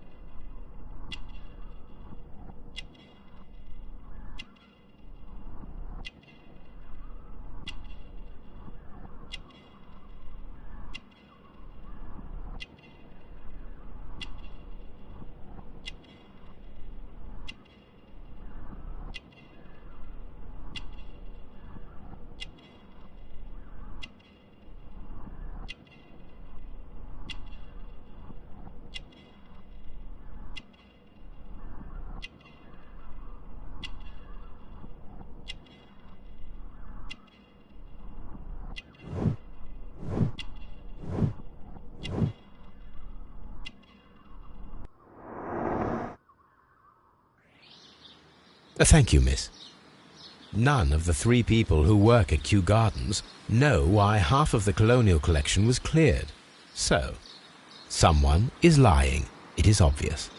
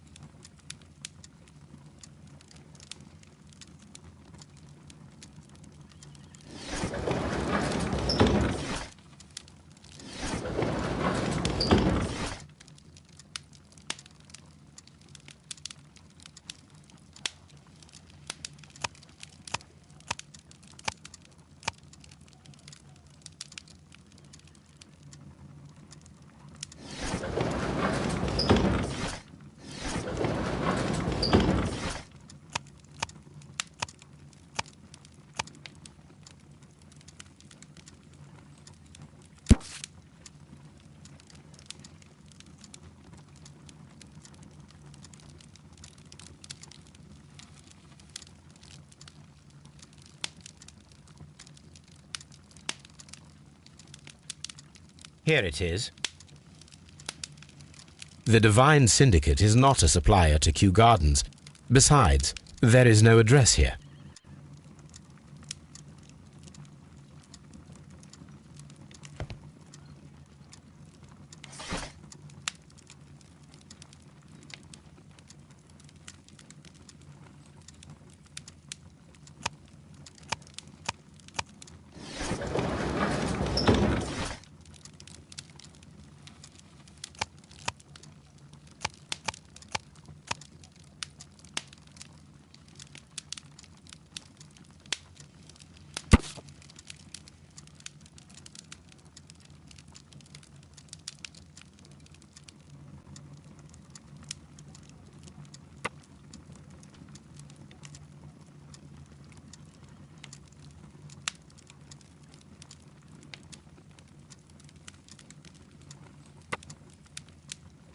Here it is.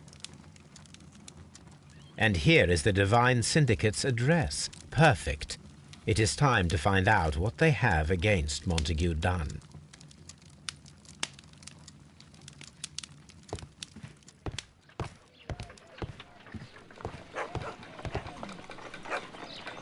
Come on, Toby. We have some work for you to do. Let us go to Kew Gardens.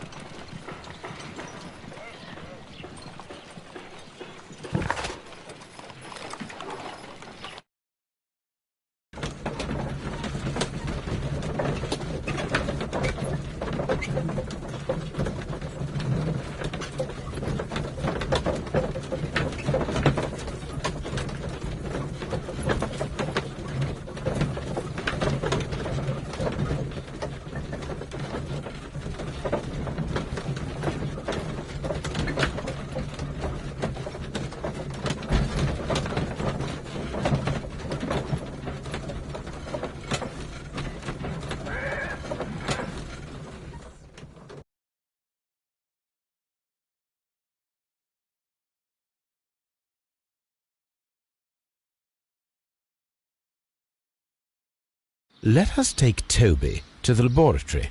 He will pick up the scent of this mysterious substance. Search, Toby. Search.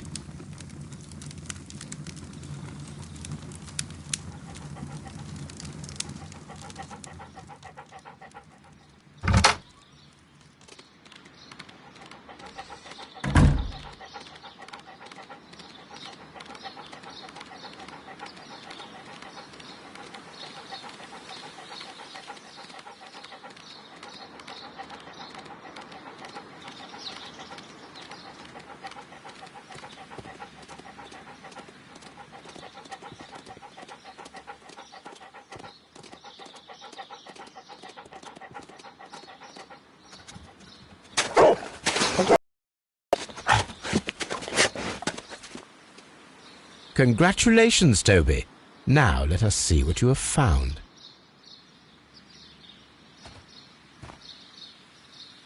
This is the bottle that was used in the laboratory.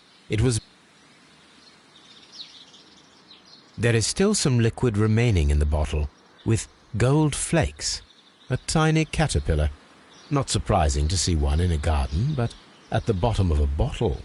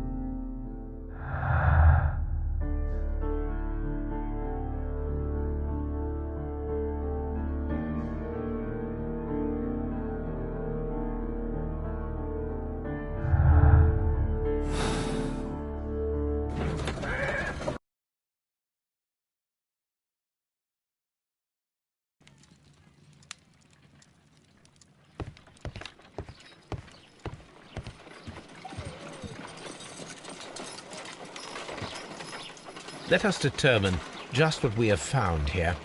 Let us pour liquid from the bottle into a test tube to perform an analysis. This is the bottle that we found hidden at Kew Gardens. Let us use a pipette to take a sample of the liquid and fill a test tube.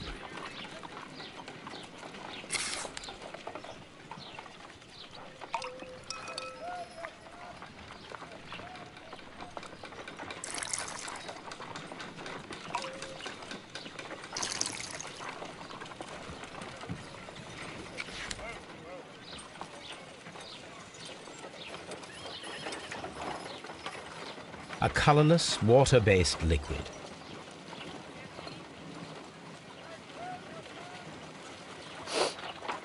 Quite a strong floral aroma. Holmes? What are you doing? It has a bitter taste. What if it's poisonous? Did you ever see poison stored in enormous jars like that? Anyway, there is a doctor nearby. So what do you think it is? It is some kind of organic compound. Let us vaporize the liquid and see what happens.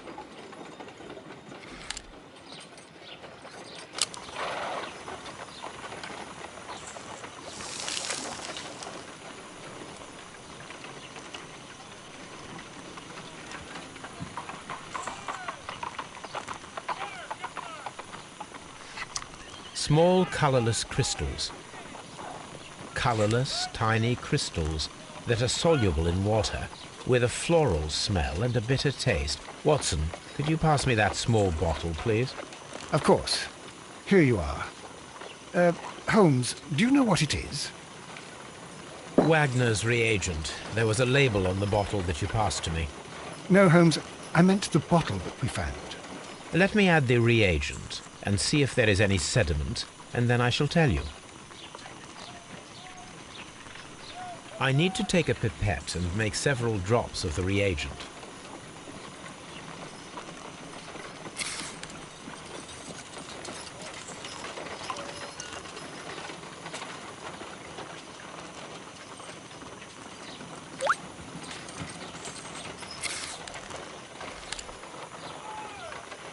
Red sediment, just as I suspected.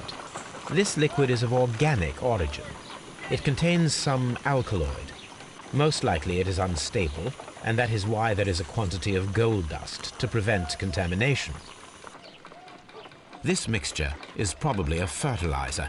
Someone was carrying out unusual experiments in the garden's laboratory.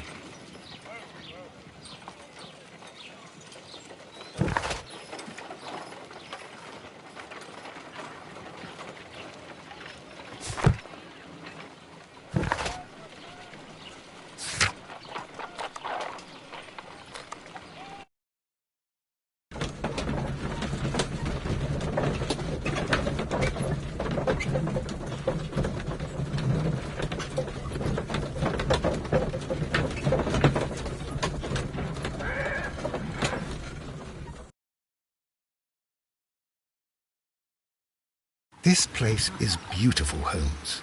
Its atmosphere is remarkably soothing. Let us find someone who could help us.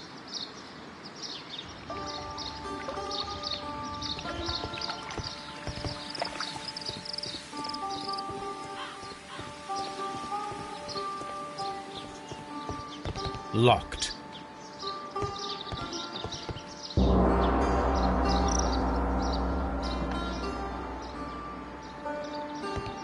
Locked.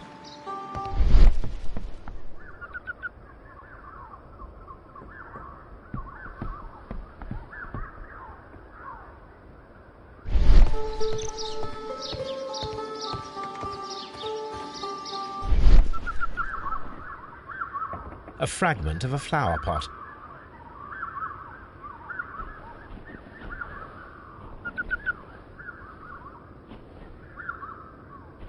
Fragments of a flower pot. It fell down here.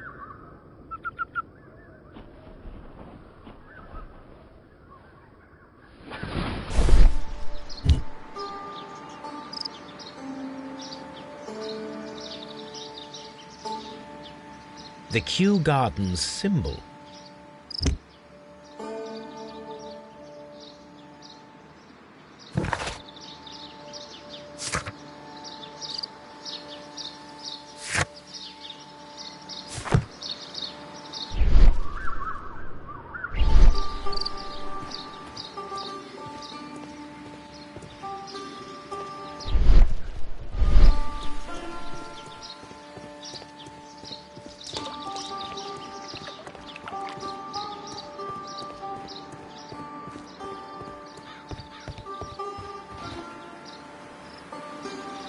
Good day to you, sir. My name is I am exalting the sap. A while can you wait? From the trace of elements and moreover from the quality of the ambient geotropism it depends. Therefore, please, mind my gravitropism. Its balance, do not disturb.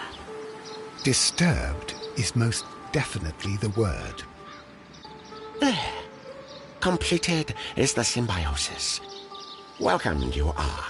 To introduce myself I shall. I am the Green Grand Mystic. The Green Grand Mystic himself. This is me.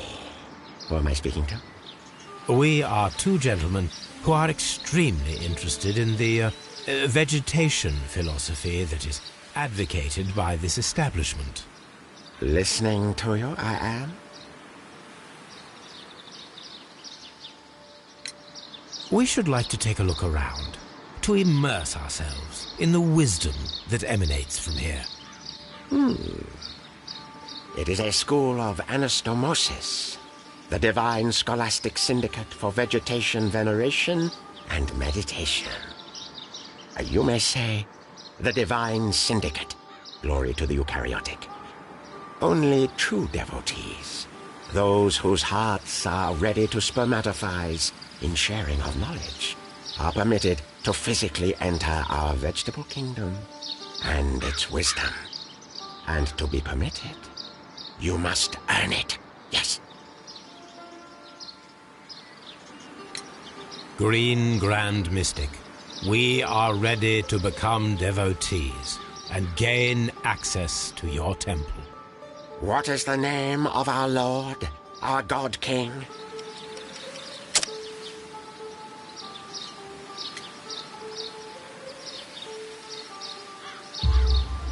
Our God King's name is Treewan, Green Grand Mystic. Oh la, good, I like you. Here is the holy key to the wisdom place. Holy donation can you make whenever you so wish. Thank you so much. I pray you to taste our fertilizer substance. From the burdens of life it helps to free. But of course. Raw sap, it is called. It is near the entrance.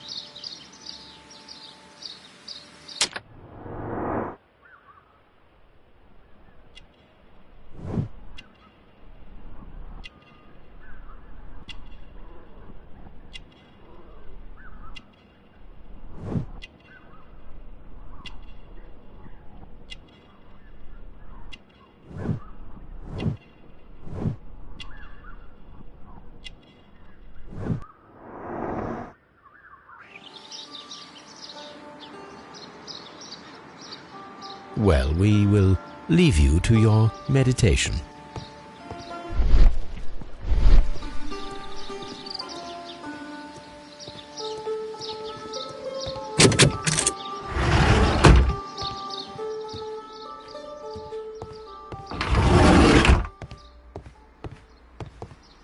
That should be the raw sap that the Green Grand Mystic spoke of.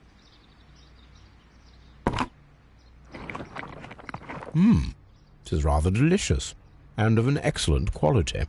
My word, Holmes. Their sap is like a form of cocaine.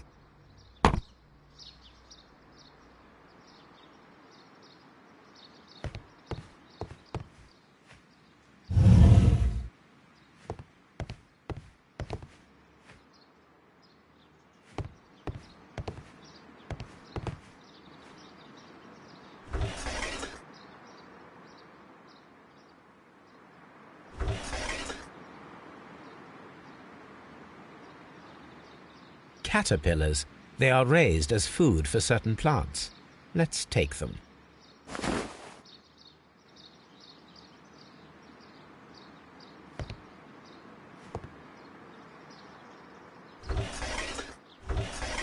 A tropical plant. Nothing of interest.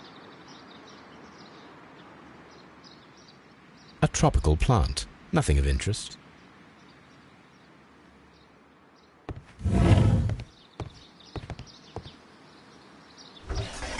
A tropical plant. A tropical plant. Nothing of interest.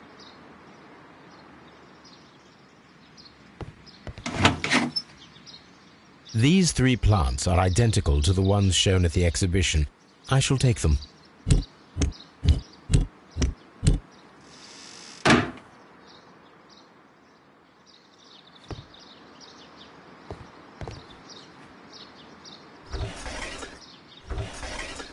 A tropical plant. Nothing of interest.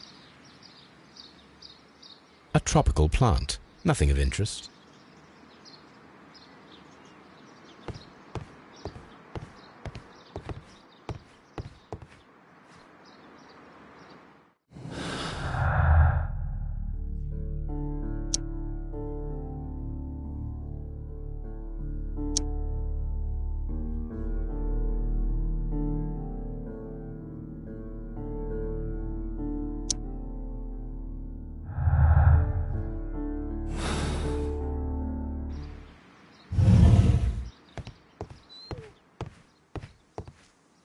Osmosis and photosynthesis.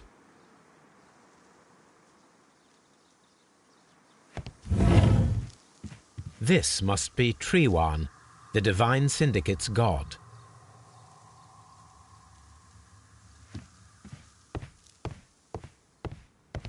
This door is locked, but I can try to open it.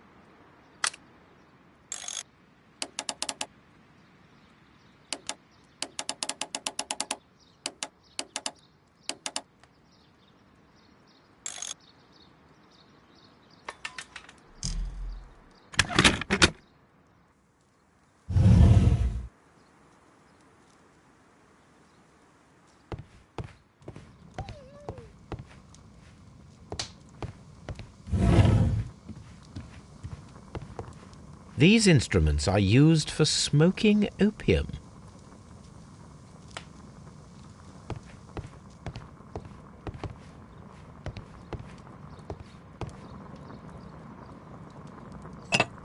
This substance is an alkaloid, the same as in the bottle we found in the bushes at Kew Gardens. Chemicals, a sufficient quantity for some serious experiments.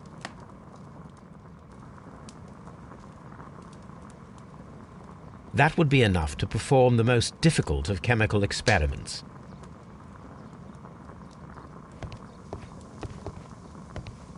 A vast amount of opium.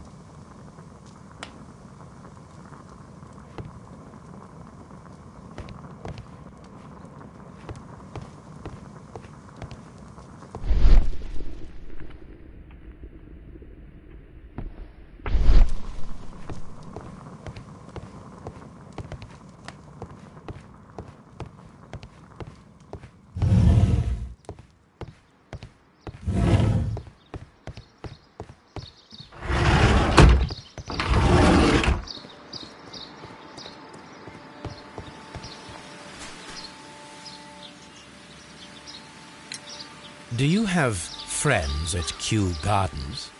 None. Not worthy there.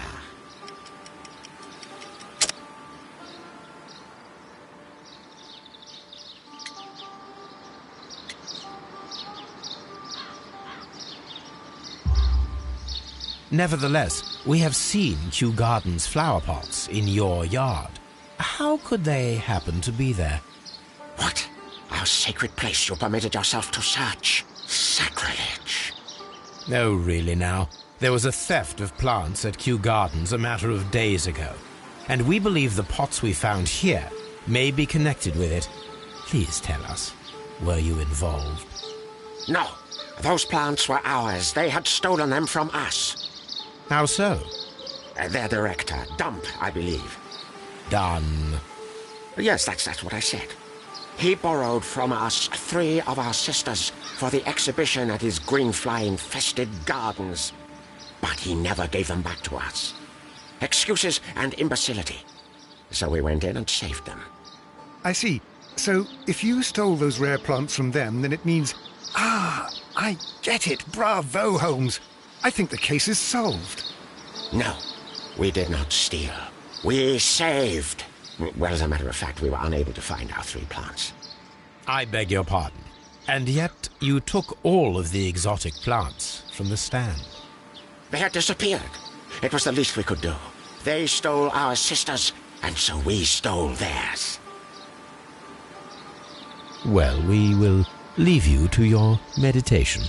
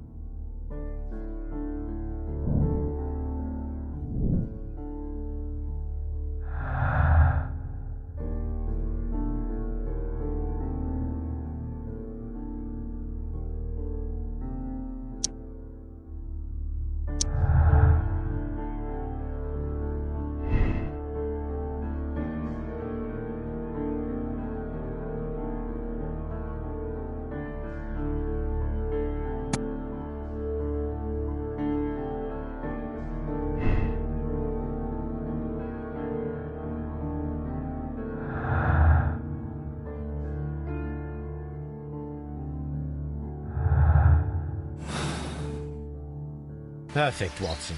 We can begin our experiment.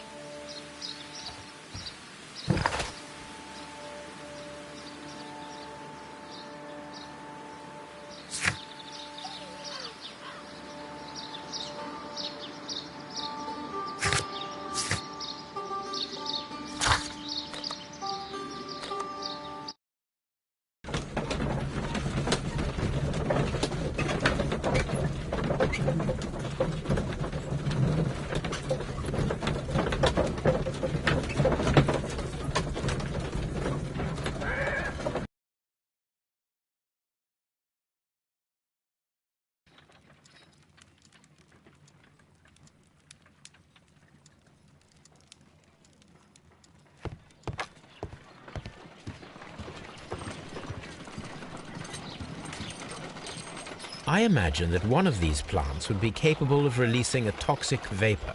I need to find out exactly how it could be done. I shall begin now. Watson, if you are at all optimistic to have dinner this evening, then I'd recommend that you put on the gas mask.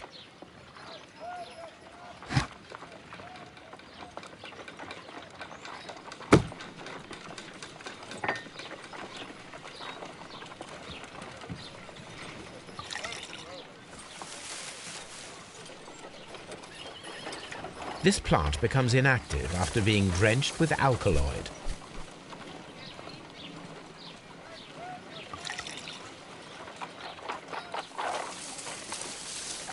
It appears to open after being soaked with alkaloid.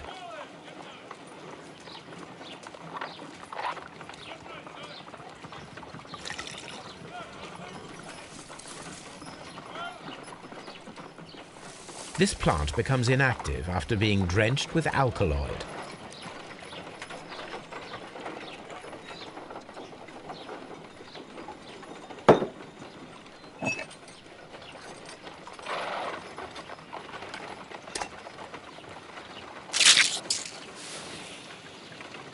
It closed again. I believe I saw a small cloud of gas. I wonder what secrets this plant is hiding. Perhaps if we agitate it to a greater extent whilst it is opened, it will reveal a little more.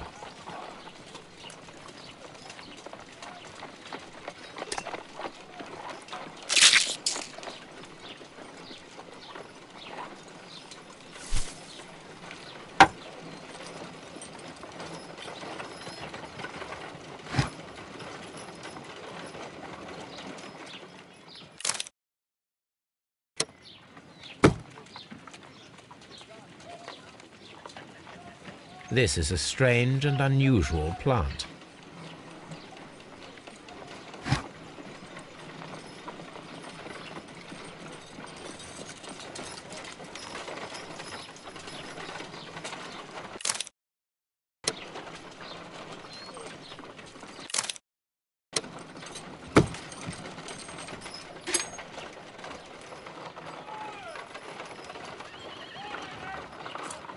No reaction.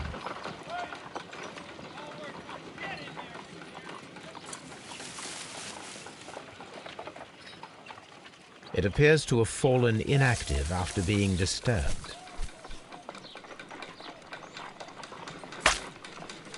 My word!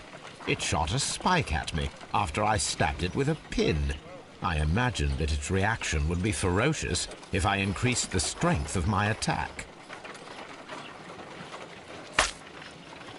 My word! It shot a spike at me after I stabbed it with a pin. I imagined that its reaction would be ferocious if I increased the strength of my attack.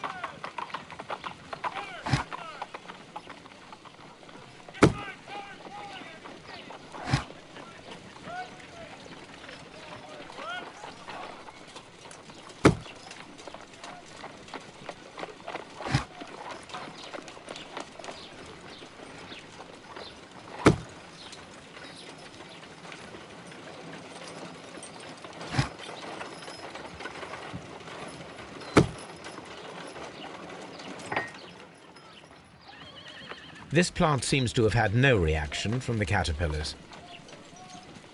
This plant seems to have had no reaction from the caterpillars.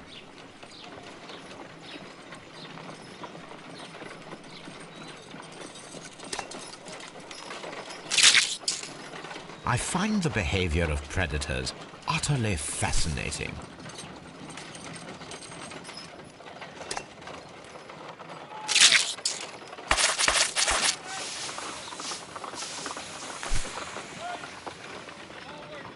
toxic gas with spores. Extraordinary. The plants would be capable of killing only if they were directly next to the victim and stimulated at precisely the right moment. Let us take our caterpillars to the Colonial Collection Room. We may see things more clearly there. It is too early, Watson. Our suspects will be there. Let us investigate Kew Gardens one more time and ask some questions.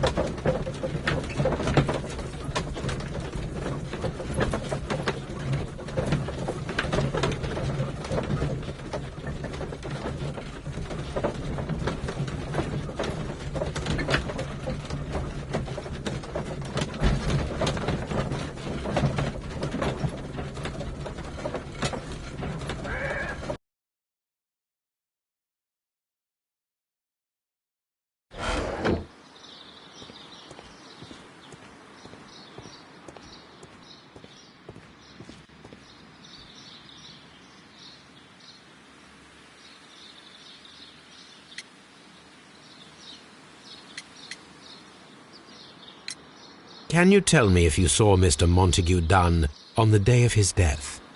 Yes, of course. I met him, and we went to see Albert, his son, at around 9:30. He appeared quite calm.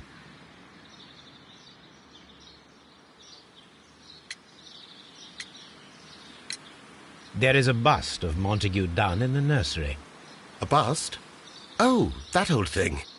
Further proof of that outrageous ego of his. But why in that room in particular? Oh, I don't know. It has always been there.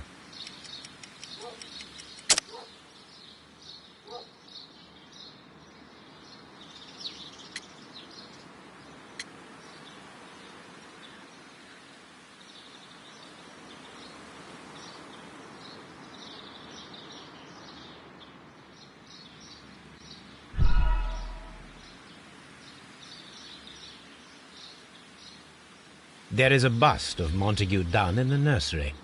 A bust? Oh, that old thing. Further proof of that outrageous ego of his. But why in that room in particular? Oh, I don't know. It has always been there.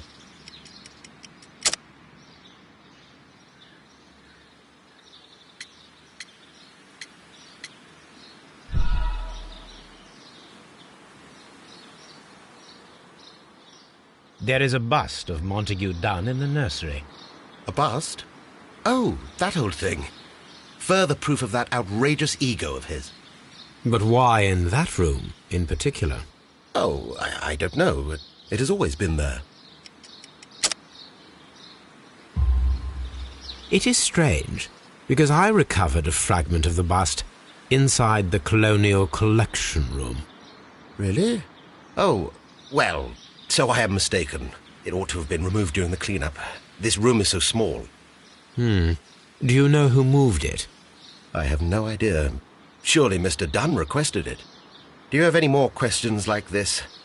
Because fragments of rock are not my responsibility. Evidently.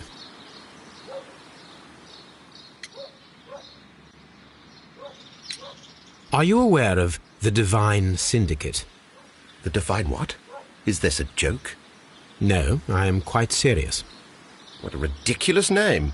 Anyway, I have never heard of this syndicate. Mr. Hamish, was someone from your family connected with Kew Gardens? Family? No. I'm the only one with a passion for botany.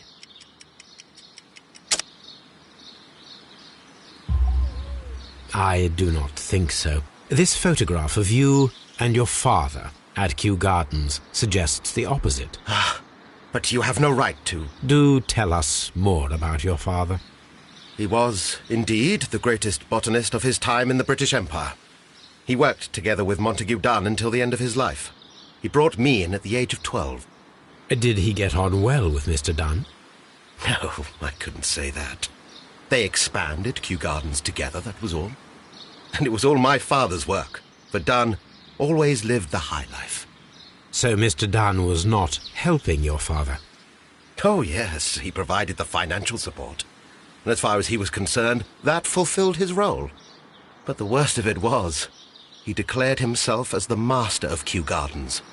Fame meant nothing to my father, so it was easy for Mr. Dunn to take all the credit. What were you doing on the morning of the accident? After paying multiple visits to Albert, I had a little talk with Miss White. Then I returned to my desk to complete some paperwork. Suddenly I observed that Mr. Dunn was not feeling well, so I ran immediately to fetch Albert. I clearly remember that it was around 10:30, for I was late that morning. Thank you, Mr. Hamish. We shall continue our investigation.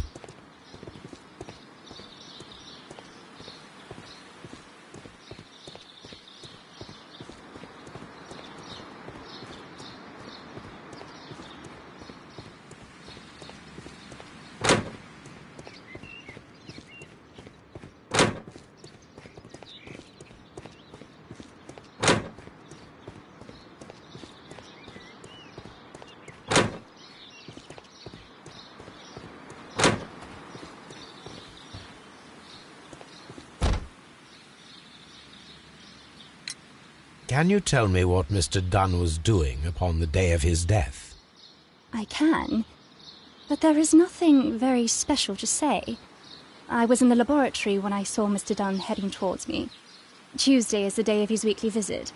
It was supposed to be at 9, but he was 10 minutes late, as usual. And then? Well, he came in to say good morning.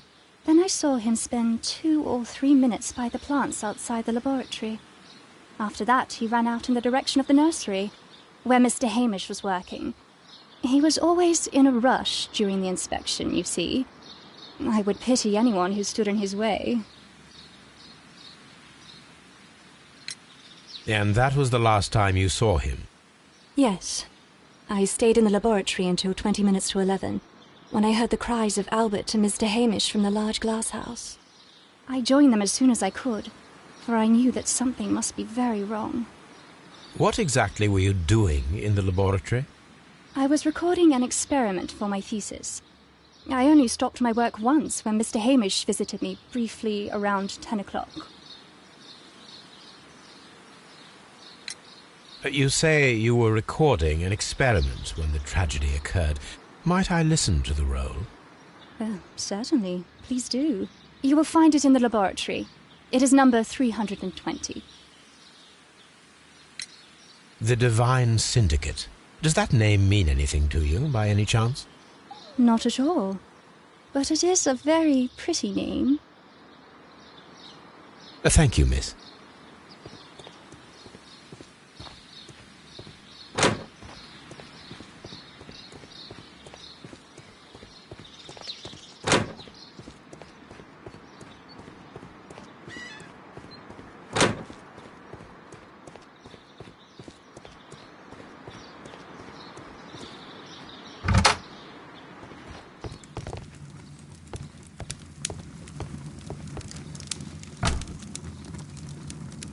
Chemical quantity for some serious experiments.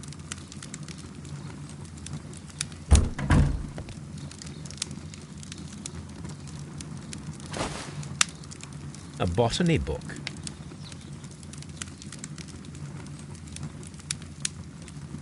This student's book belongs to Albert.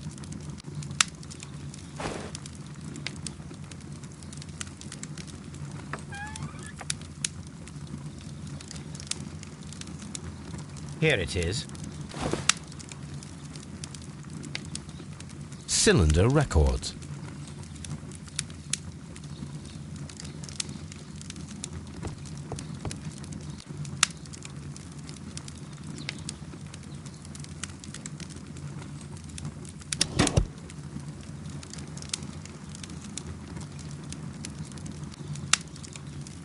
These plants, classified as shrubs or grasses, have adapted to their arid environment due to a system of underground roots. This recording seems very long. It is unnecessary to listen to all of it. Miss White was in the laboratory, as she told us.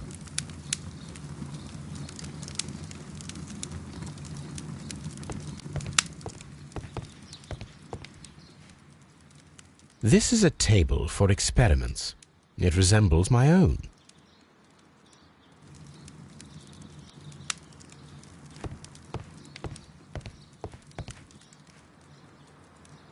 It appears as though the protective equipment is missing from here.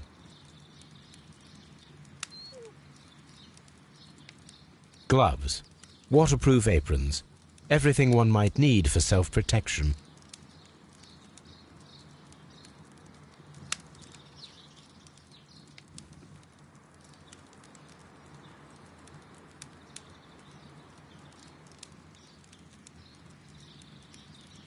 Gloves, waterproof aprons, everything one might need for self-protection.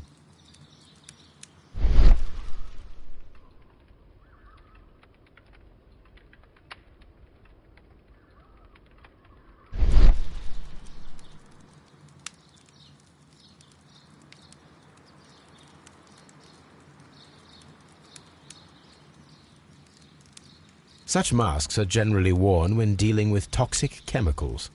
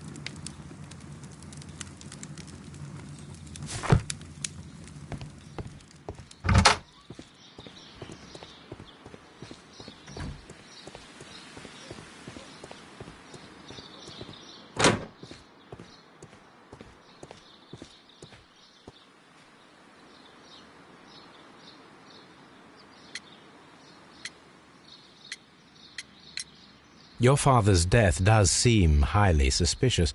What were your movements here on that day? Suspicious?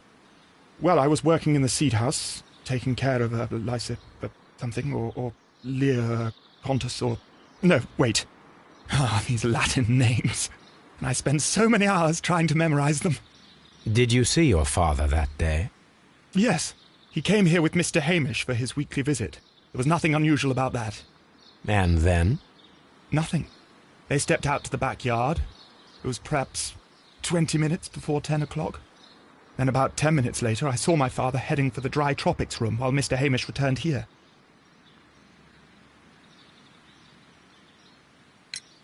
And Mr. Hamish and Miss White, what were they both doing that morning? Mr. Hamish visited me a couple of times. I also saw him returning from talking with Miss White, and that was at 10 minutes past 10. But then he ran back here to me to tell me that my father was feeling unwell. We hurried across to the water lily room, and I found my father lying dead on the floor. Oh, my God.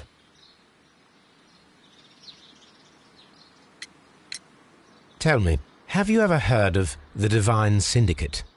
No, I cannot say that I have. I perceive that you are passionate about the Royal Navy. Passionate? No, not really. I like ships, that is all. Are you quite sure? You do not seem to be so interested in plants. It's difficult, that's all. My future is here. It has never been about anything else.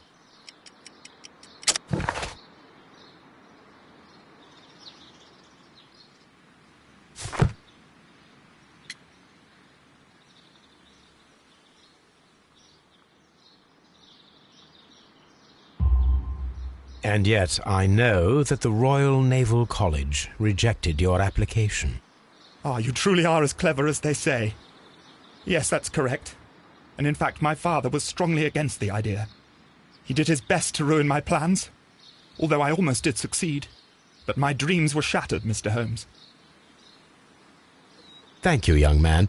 We shall see you again soon.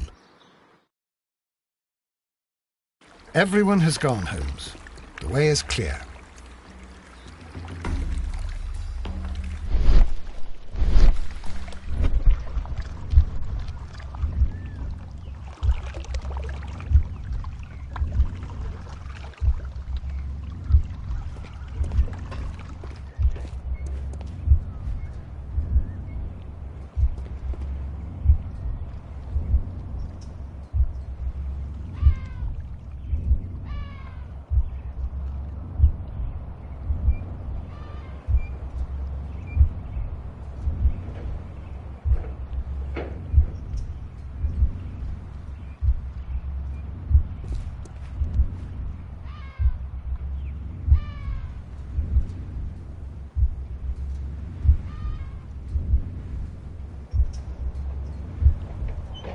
No, it wasn't like that.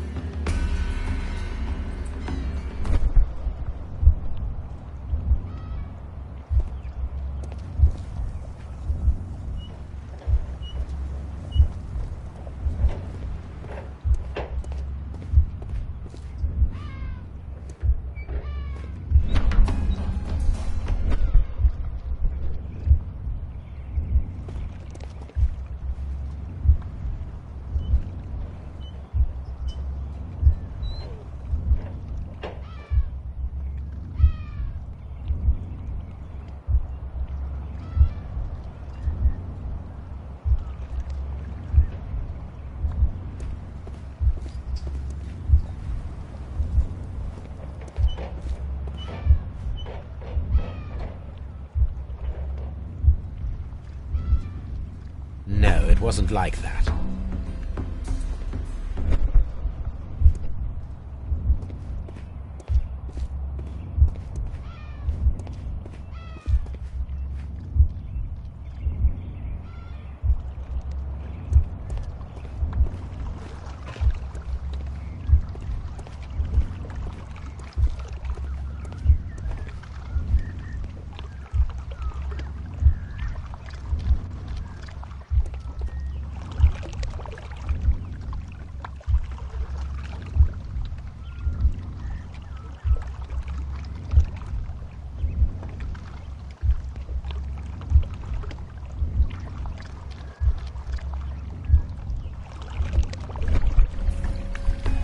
When Montague Dunn was standing close by the plants, the caterpillars were released and caused the deadly spores to activate. Panicking, and likely already half asphyxiated, Montague Dunn started back and knocked over the bust. He rushed to the door, but it was locked. He had to force it open with his shoulder. We already know the outcome. Montague Dunn collapsed and died not far from the pool. Well, it is time to perform our experiment on the ventilation system.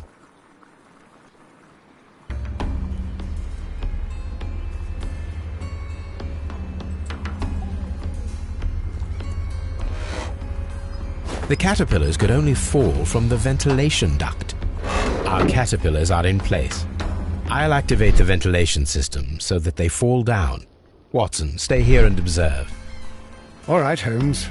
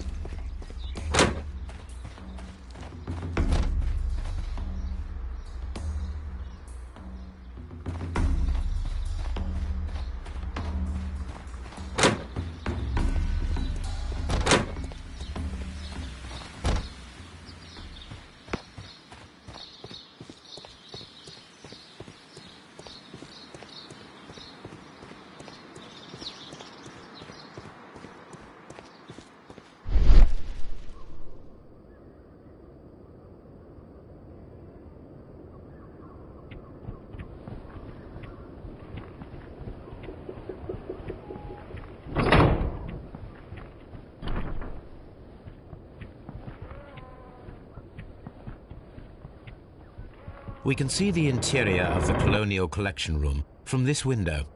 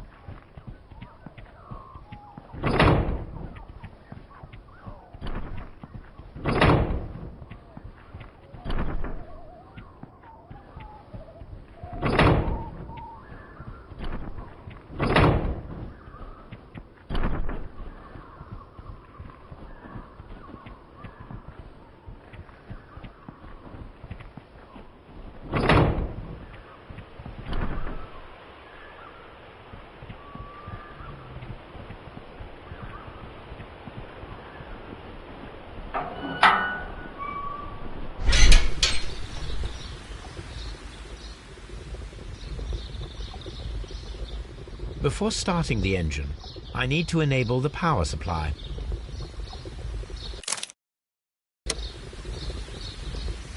The power is on.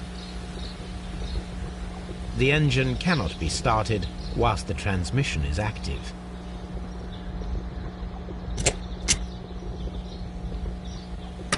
The engine has started.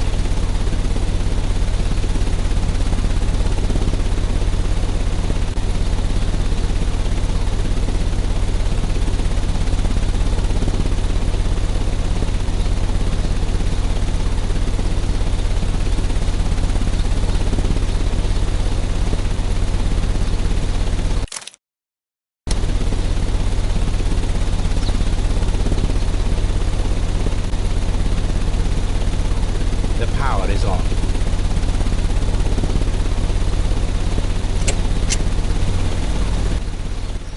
The ventilation system is working.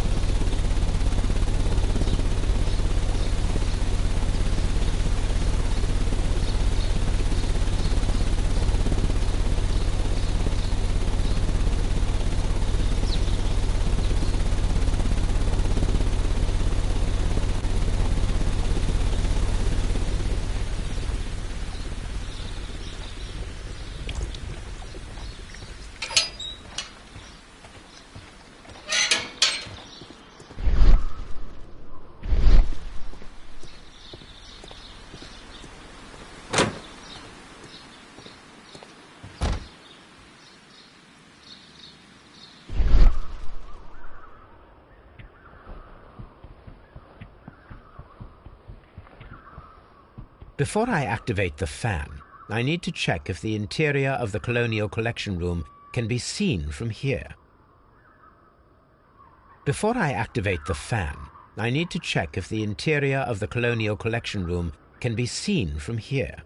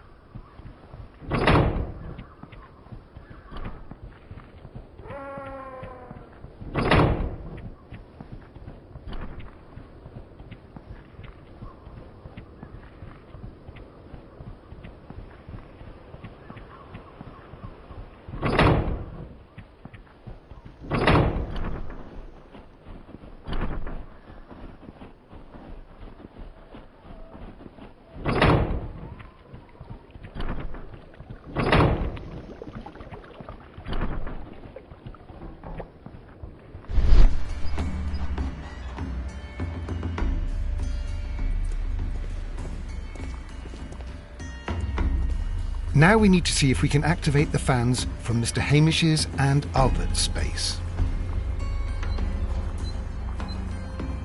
Now we need to see if we can activate the fans from Mr. Hamish's and Albert's space.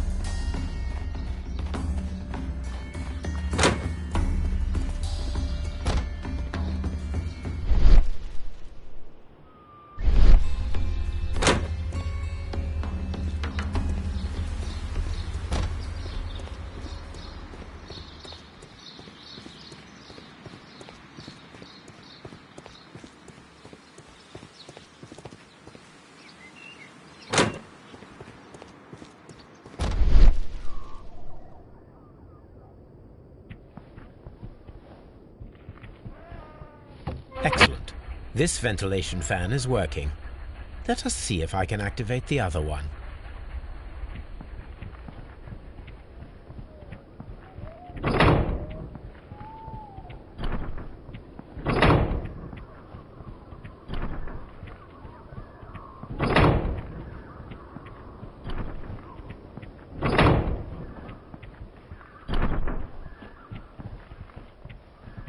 Before I activate the fan, I need to check if the interior of the Colonial Collection Room can be seen from here.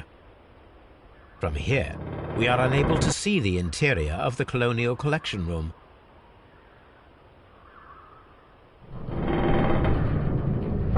Perfect. Now I just need to find Watson to check the result. It works perfectly, Holmes. Bravo. Now, if you could just help me to get rid of these caterpillars. Perfect. Now we know how the murder of Montague Dunn was carried out, by activating both Albert's and Mr. Hamish's fans. But only from Mr. Hamish's workplace would it be possible to see when Montague Dunn entered the Colonial Collection Room.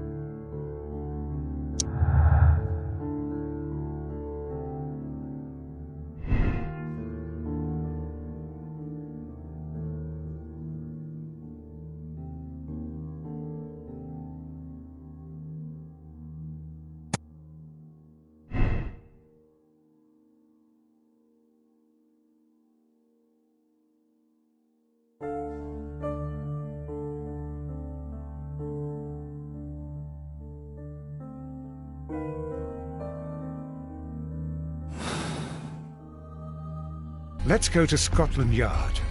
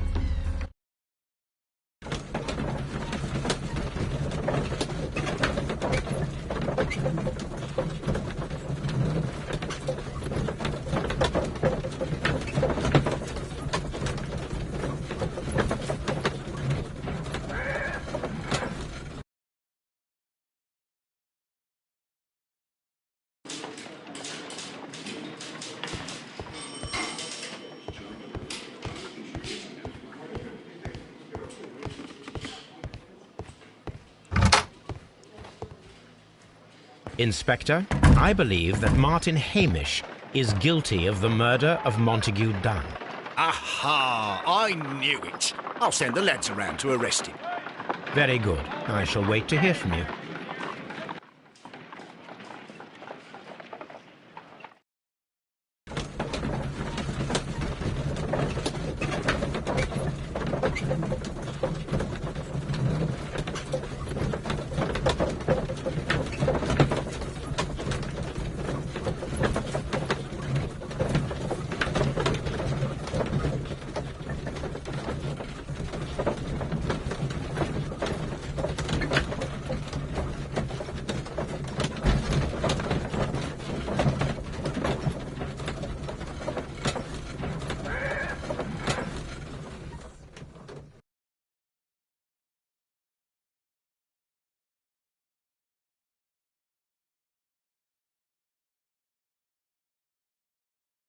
Inspector, I came here as quickly as I could. Martin Hamish is in the large glass house. There's no need to hurry.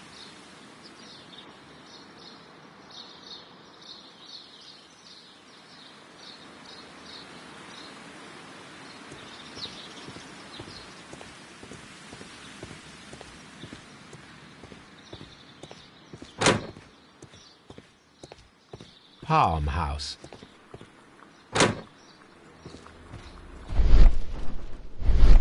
Holmes, my God! Yes, we found him like that. Our messing around with the ventilation system didn't go unnoticed. Mr. Hamish realized that we knew. Inspector, could you arrange the body, please? I should like to examine it.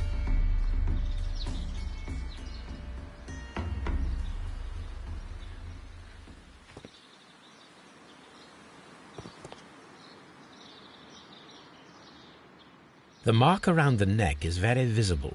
He died instantly.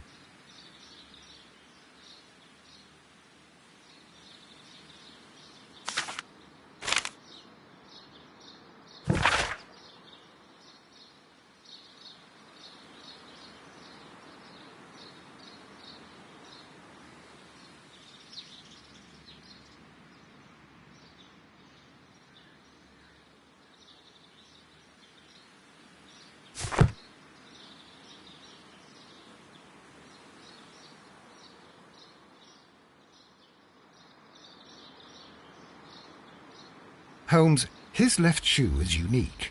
This anomaly is often a characteristic of... A club foot. Bravo, Watson. That is the key element of this case.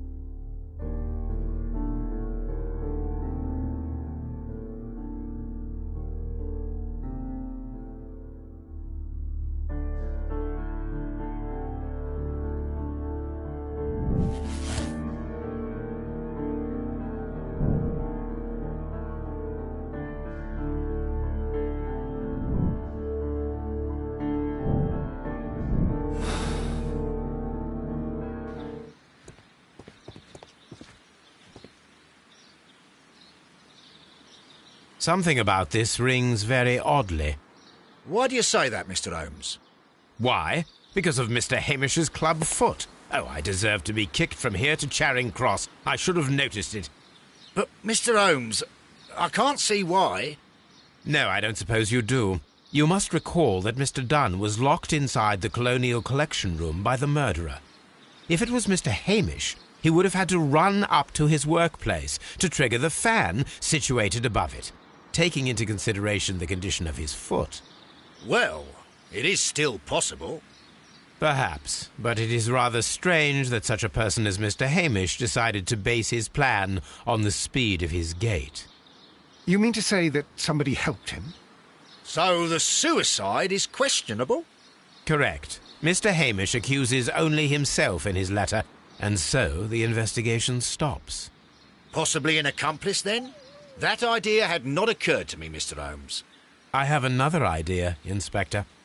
Thanks to the testimony that we have collected, we are able to rebuild the events as they took place that day. With a timeline, such as we did in the Jack the Ripper case. Precisely. The map at the entrance of Kew Gardens should help us with our timeline. Let us analyze the facts and statements so that we may recreate the events of that morning.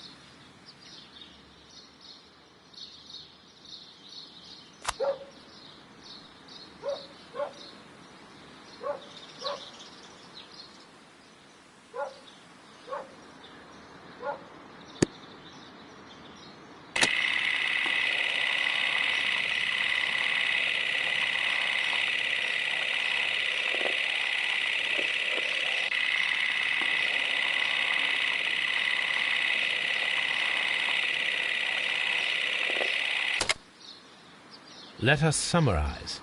Montague Dunn was poisoned inside the Colonial Collection Room.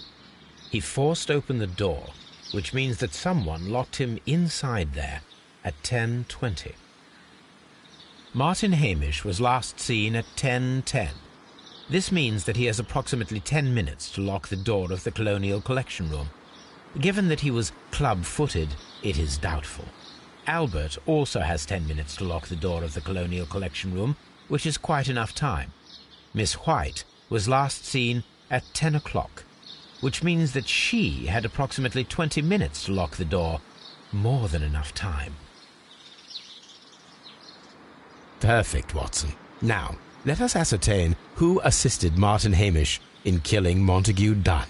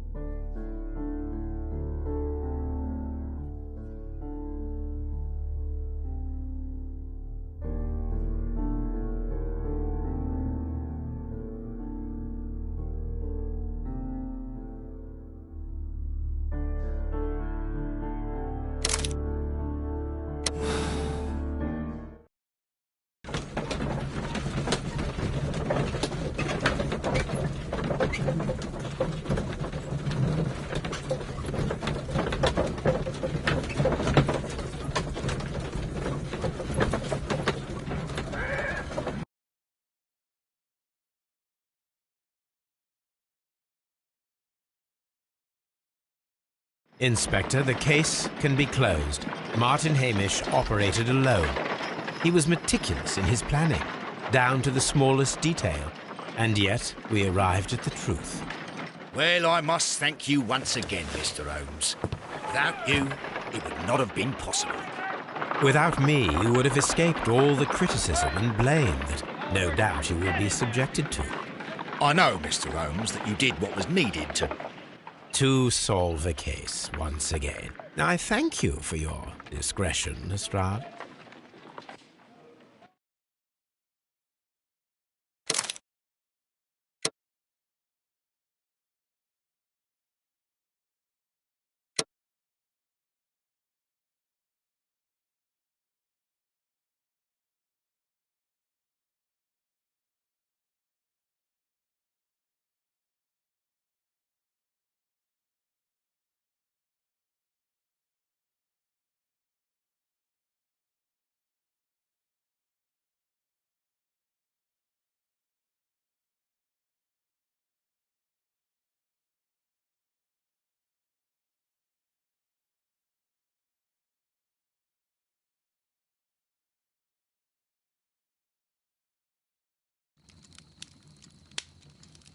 Where are you going, Holmes?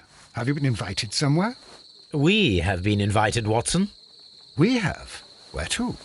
To the Baker Street Irregulars' annual dinner. They sent us an invitation. It is on the table. A dinner? How could those street urchins afford anything like that? I can't understand your interest in them, Holmes. They're dirty. They wouldn't hesitate to steal your wallet.